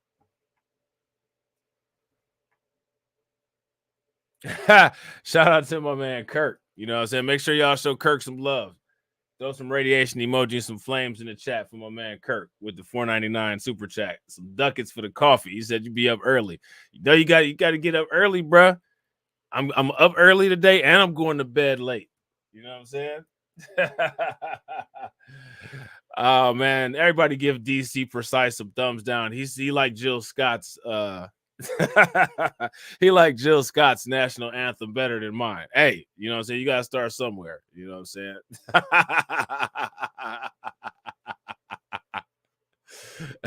I had to practice my notes a little bit more, huh? You know what I'm saying? So now see, y'all don't understand. See, I wasn't singing in musical notes. I was singing in promissory notes. You feel me? So now here says, even just the U.S. portion of TikTok would be expensive, with some analysts estimating it could be worth more than $50 billion. I mean, that's a lot of money. That is likely to make it too expensive for a competitor like Snap. The tech giants who could afford it, like Google or Microsoft, are likely to run into antitrust concerns about continuing growth. Why? So then you have to ask the question, and this is what I was saying. You guys recall just a couple minutes ago, I was mentioning the antitrust issues that they would have. What they're doing here is they're showing how illegitimate all of this is. They're showing how illegitimate all of this is. So you're gonna stop TikTok. You're gonna make it where only a company that would end up being under antitrust legislation can purchase them. Make that make sense. They're doing it to stop the growth of China's economy. And this is the way that they can get the most American eyes on it. You know what I'm saying? So now here it says a group of investors could also team up to raise the money they would need to buy the app. ByteDance could also pursue an alternate route, like spinning off the app into a standalone public company by offering shares on the stock market, which probably one of these things is what they're going to probably try to do. Senator Mark Warner, the Virginia Democrat who chairs the Intelligence Committee and has been supportive of the new legislation, said in an interview that a divestiture could involve a partnership between the United States and its allies. Of course, they have to have the controlling interest and they have to get the majority of the revenue because they can't compete.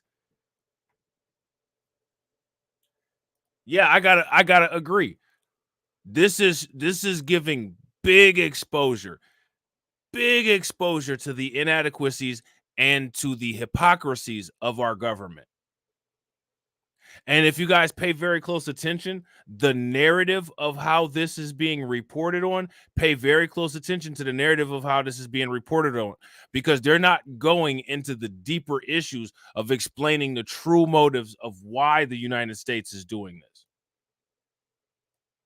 which is huge. That's one of the most important parts. You know what I'm saying?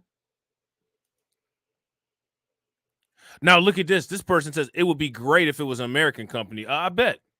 But if it was not an American company, it could be a joint venture between an American and a European country. So again, this literally goes directly in line with that video that we just watched, where we said when America goes, Europe follows. So immediately when they said it could be a joint venture between an American and European company, they didn't even think of anybody else. Let me ask you guys this question. Obvious question. Why not? Shout out to my man, Kirk. Kirk says, I'm a professor at a college in Texas. They already banned TikTok on a state level and made us wipe it from school property. Wow. I did not know that.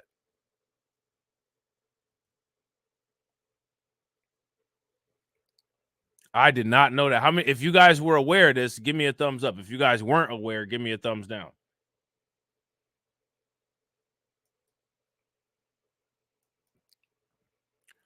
What could stand in the way of a sale? If the bill becomes law, ByteDance is likely to challenge its legality in U.S. courts. China could also try to block the sale of the app. On Thursday, the Chinese government reiterated its criticism of the legislation, calling it unfair against the rules of global trade. And I would have to agree. The United States didn't find evidence of TikTok threatening national security, but they abused state power and find groundless reasons to go after the company, a spokesman for China's foreign ministry said at a briefing with reporters. And that's why I asked the question about Cambridge Analytica, and I'm going to ask that question again. How many people recall the Cambridge Analytica data leak that Facebook was involved in? My question is, has anybody seen any equivalent data leak or threatening data leak occur with TikTok? Whether TikTok has the capability to leak all of our information or not, that I don't know, and I can't say with certainty. I'm not aware of any actual material proven data leaks with TikTok. I'm not aware of any. But I'm aware of multiple that have already occurred with Facebook.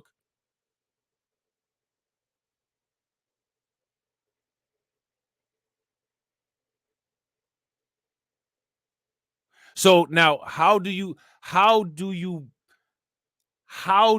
go after a company on a provocation? How do you do that?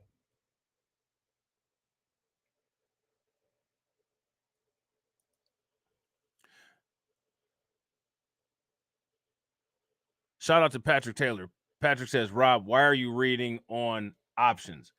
They have already set and worked out what they are going to do and who's going to buy it. Yeah, I agree. I agree 100%. But what they want is they want to present to us, right? They want to present to us some illusion of some kind of due process, some illusion of some type of democracy. When we know that that's all that it is an illusion. It's just a smokescreen. It's not real. It's a mirage. You know what I'm saying? So then they go into, Trump's, what he had going on back in the day when he was trying to get it banned, and now he done flip-flopped on it because, as we can see, flip-flopping is part of the American way. And now we're going to talk about the alleged quote-unquote threats.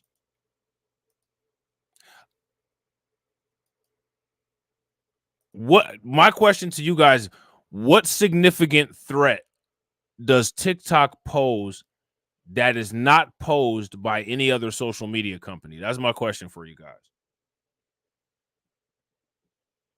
Shout out to Leonard. What's good with it, bro? Now, am I sitting here advocating for TikTok? No. I'm not advocating for any social media platform. And the reason why I'm not advocating for any social media platform is because if you ask me, social media is one of those things, right? You can get really good stuff out of it. You can utilize it for really good things, or it can just be a complete disaster. It's all about the content that's created and the user using the content. It's not the platform itself. The platform is just an exchange vehicle. You have a content creator that's exchanging their content for views and watch hours, and you have a viewer that's exchanging their time for content. Now, how they choose to spend it is solely on them. But you can find the best of the best, and you can find the worst of the worst. And if you ask me, that's equal across the board. So being that, in my opinion, right, because it's just an opinion, it's not law, it's just my opinion. What makes TikTok significantly more harmful or more of a threat than any other existing social media platform? Yeah, I agree, Kirk. And that's one of the reasons why they're terrified. And I don't know if you were in here when we went over that segment of that video, but for the most part, that's what that video basically nailed home. It's on pace to outperform all of them, just like China is on pace literally to outperform America at everything. You know what I'm saying? And that's one of the reasons why TikTok is under attack. All of these other reasons. Is TikTok a security threat? Yes. So is the southern border. So is Facebook. So is BlackRock.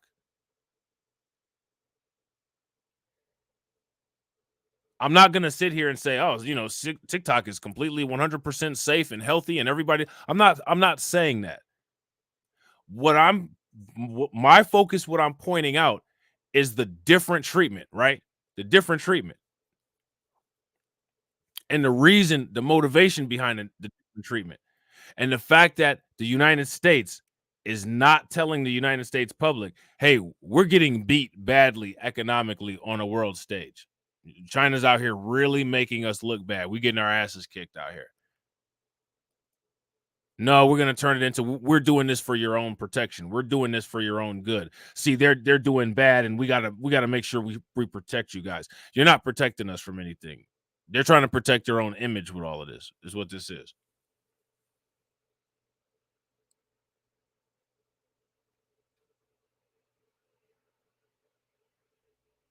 That's all this is. You know what I'm saying? So now here it says TikTok security threats go beyond the scope of House legislation. The risks have less to do with who owns the app than who writes the code and algorithms that make TikTok. Okay. So apparently it's an algorithmic problem.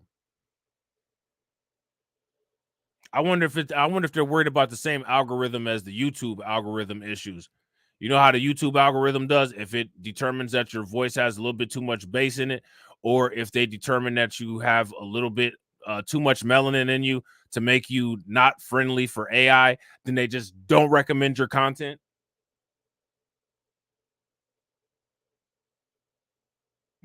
You know what I'm saying?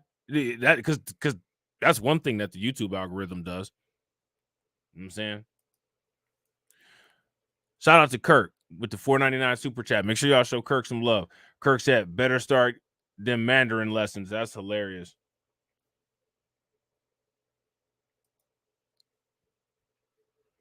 That's one thing that I'll never know is Chinese. You know what I'm saying? I'll never know the Chinese language. You know what I'm saying? So now here it says, in a capital where Republicans and Democrats agree on virtually nothing, it was notable when the House overwhelmingly declared on Wednesday that TikTok poses such a grave risk to national security that it must be forced to sell U.S. operations to a non-Chinese owner. Now, let me ask you guys this question. How, based on the philosophies and ideologies of both political parties, how on an issue like this could there ever be bipartisan agreement? This literally opposes everything that the right allegedly stands for, which we all know that the right stands for nothing other than anti-black racism. But all of the other BS that they claim that they stand for, all this cavalier garbage, this proves right here that they don't care. It's false. It's fake. They don't have any values.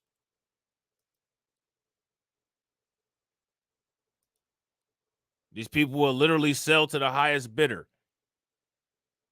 How can somebody who's a actual right-wing person actually agree with this? Unless they actually believe that this is a legitimate threat. But where is the evidence that it's a threat to the United States? Where's the evidence that TikTok poses a significantly higher threat than any other social media platform? Where's the evidence?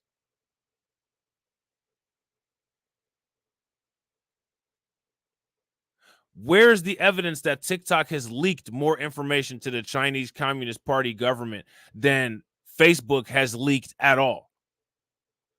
Who can produce that evidence?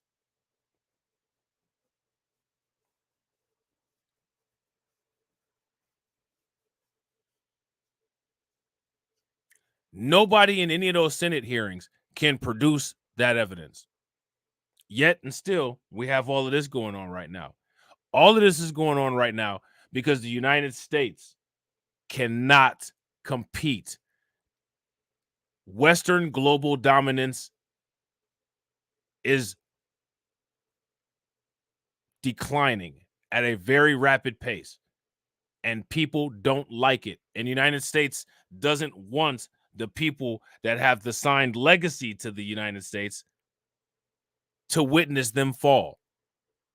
But it doesn't matter because it's inevitable. You know what I'm saying?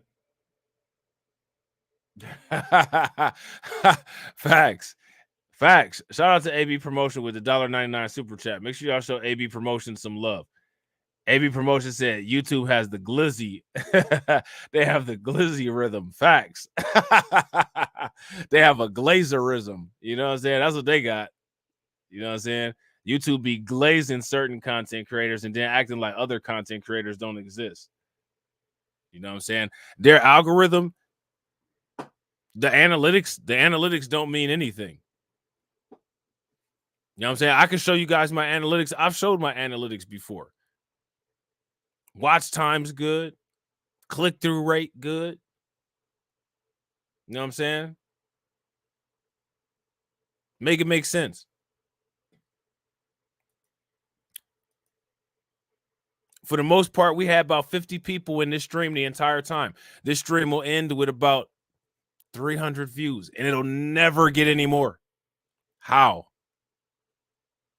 The amount of likes will go up, but the views will never change. How?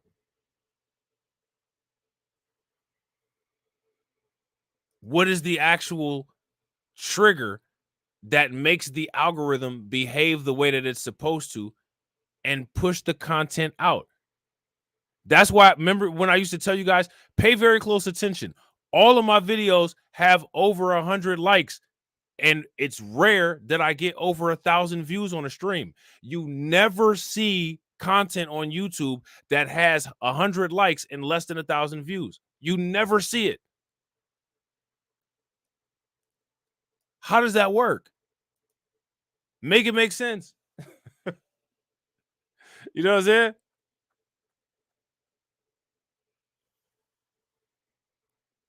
It's the algorithm. I mean, so now here it says, but that glosses over the deeper TikTok scrutiny problem, which the legislation does not fully address. In the 4 years this battle has gone on, it's become clear that the security threat posed by TikTok has far less to do with who owns it than with who writes the code and the algorithms that make TikTok tick. Now, here's my question. How many people can name negative events that have occurred or a societal decline that can be directly associated with people's TikTok viewing behaviors? Is there anybody that can name any specific event that has occurred that has impacted American society negatively as a result of their TikTok viewing behavior?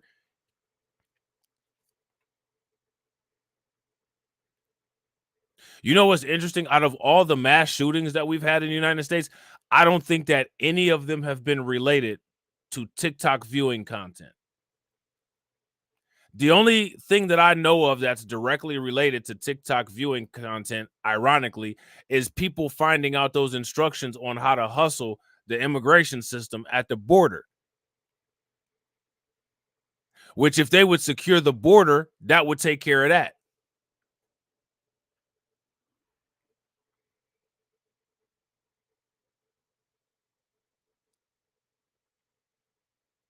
Would you guys agree? If you guys agree, give me a thumbs up. If y'all disagree, give me a thumbs down. So my question is, and I've seen some of these Senate hearings, most of this stuff is based on speculation. How many people remember McCarthyism in the Red Scare?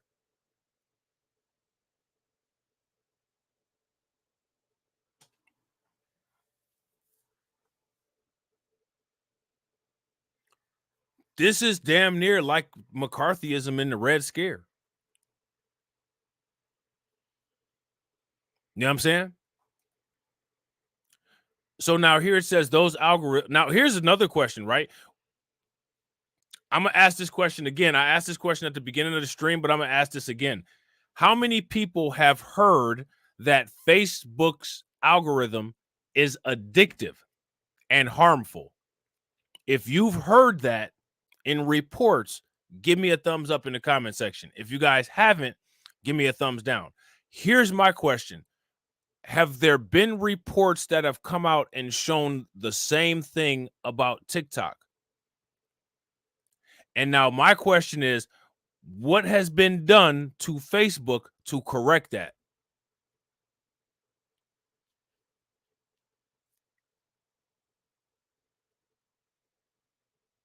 So if we're talking about harmful algorithms and how we're going to protect the American public from harmful algorithms, do we feel that because TikTok is Chinese owned, despite no other pieces of data other than the fact that it's Chinese owned, that is somehow more or less harmful than Facebook that also uses an algorithm? It doesn't make any sense. What kind of questions are they actually asking these people at Senate hearings?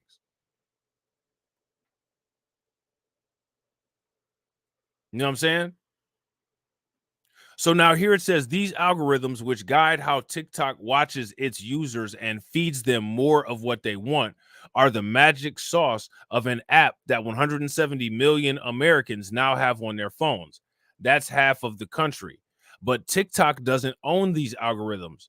They are developed by engineers who work for its Chinese parent company, ByteDance, which assembles the code in great secrecy in its software labs in Beijing, Singapore, and Mountain View, California.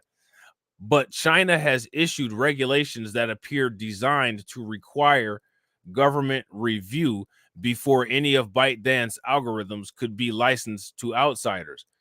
Few expect these licenses to be issued, meaning that selling TikTok to an American owner without the underlying code might be like selling a Ferrari without its famed engine. The bill would require a new, look at this, the bill would require a new Western-owned TikTok to be cut off from any operational relationship with ByteDance, including any cooperation with respect to the operation of a content recommendation algorithm. They are extremely worried about the content recommendation algorithm.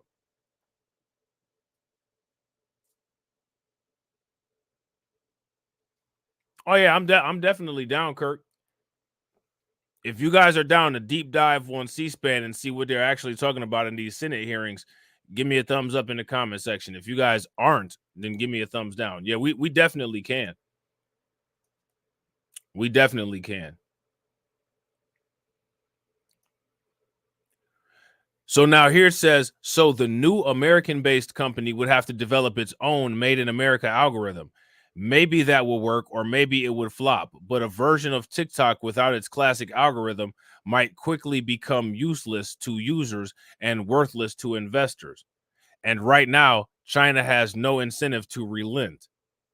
The House vote was a nice symbolic gesture, James A. Lewis, who leads the cyber research program at the Center for Strategic and International Studies, said on Wednesday. But the Chinese get a vote too. It's all part of a broader standoff. See, so this basically confirms it. It's all part of a broader standoff between the world's two most powerful technology superpowers. So my question for you guys is, if it's part of a broader standoff between the world's two most powerful technology superpowers, can we trust any of what the media is saying as far as their take on any of this? And shout out to Miss Nisi for being a bot enforcer. Can we trust their take? If the United States and China are having a broad competition, a broad war with each other, then what that means is that makes it blatantly obvious why all of this is going on. This is part of a larger economic proxy war. You know what I'm saying? It's part of a larger economic proxy war. Real quick, shout out to everybody that's watching. I appreciate you guys. We got 46 people watching and we got 68 likes. If everybody can bang on that like button and get us to 100, that'd be great.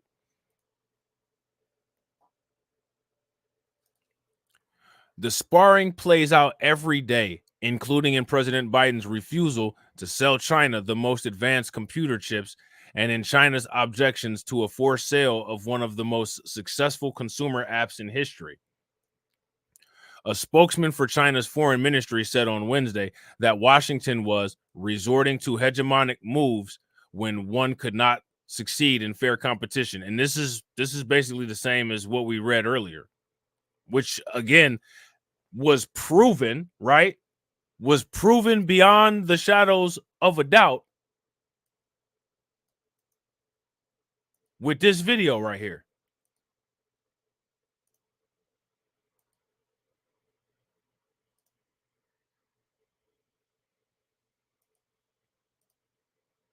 So this brings me to the Financial Times article that I cited earlier. It's titled "The Looming Trade Tensions Over China's Subsidies." And I want to highlight a few points in this article because it's really revealing. It shows how Western capitalist nations that developed their economies and advanced technology through significant state intervention in the economy, through industrial policy, through protectionism, through tariffs, that through subsidies, massive subsidies. Well, now these Western governments like the US are attacking China for doing the same thing, and they're responding with protectionist policies against China, and the US is spending hundreds of billions and perhaps trillions of dollars. So now, is the TikTok ban simply protective policy against China? All of this talk about we're worried about security threats. Are you serious? You worried about security threats? They sell cigarettes to people. We can get cancer. They sell guns to people. We can delete each other. You really worried about an algorithm? Nah, what they worried about is China. What they worried about is losing their place on the world stage. What they're worried about is why they can't figure out a way to be competitive against China's momentum. That's what the real issue is. You know what I'm saying? On subsidies for green technology, and yet telling China that it has to abide by free market principles. This is what the old 19th century German economist Friedrich List referred to as kicking away the ladder. When wealthy countries industrialize and modernize their economies, they then kick away the ladder that they use to move up the value-added chain and industrialize. And the South Korean development economist Ha-Joon Chang showed in his book, Kicking Away the Ladder, Development Strategy and Historical Perspective, he showed how the advanced economies of the world, including in the US, Europe, Japan, they all implemented these state-led development models, which included heavy protectionism. And then when they became rich, they told poor developing countries to do the opposite of what they did. And now this is exactly what the West is saying to China. And the West is returning to these protectionist policies because they cannot compete against China. So none of these countries actually believe in the so-called free market or free trade. It's simply a rhetorical tool that is used by the dominant economic power in order to maintain its economic hegemony. The classical political economy. Now, let me ask you guys this question. Do you agree with that statement that he just made? See, that statement that he just made coincides with that last paragraph of this New York Times article right here.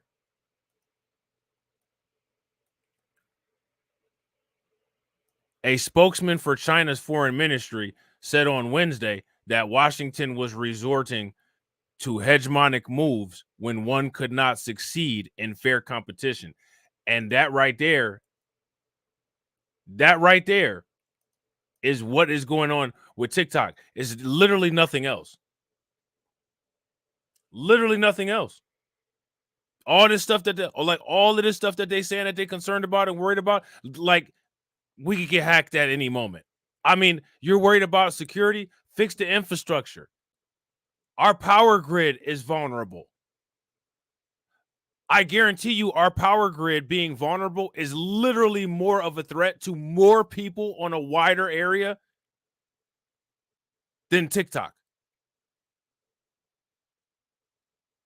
Southern border. We got physical infrastructure issues that actually pose a much more severe security threat.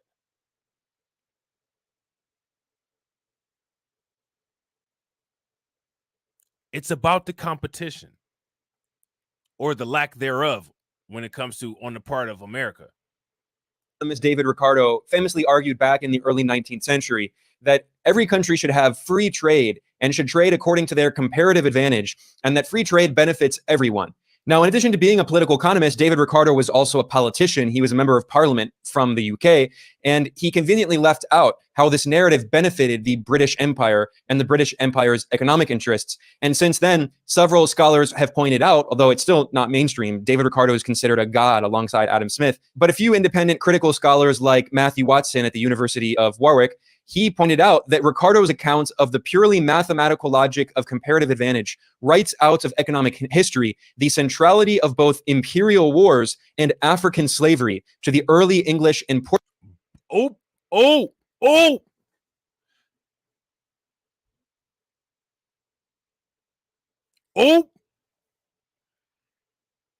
White guy said it.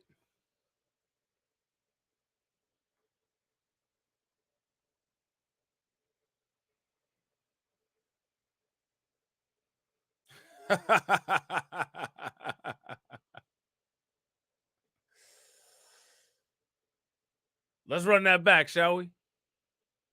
Should trade according to their comparative advantage, and that free trade benefits everyone.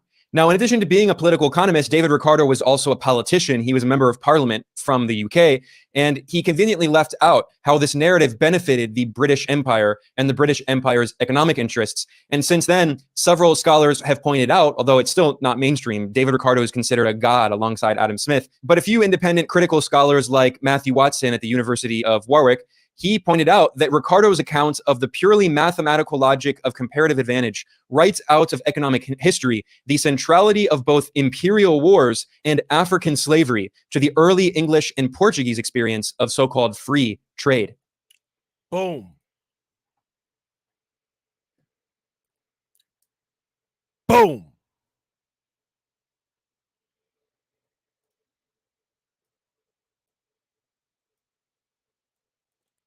There it is. There's literally nothing else to say. You know what I'm saying? There's literally nothing else to say. So I think we can end on that note. What do you guys think? I hope you guys enjoyed the stream, ladies and gentlemen. I want to shout out, I don't know what happened to Miss Niecy's chat, but make sure y'all show Miss Niecy some love. She dropped a $10 super chat early. You guys know that helps. Definitely appreciate it. So make sure y'all show Miss Niecy some love. Shout out to my man Kirk, always coming through, killing it on the support. Definitely appreciate you, bro. Shout out to Patrick. Shout out to Kirk again. Shout out to my man AB Promotions. Shout out to the Replay Gang. Make sure that you guys hashtag Replay Gang. We got a lot of content coming today. So I hope you guys are able to check it all out. And as always, ladies and gentlemen,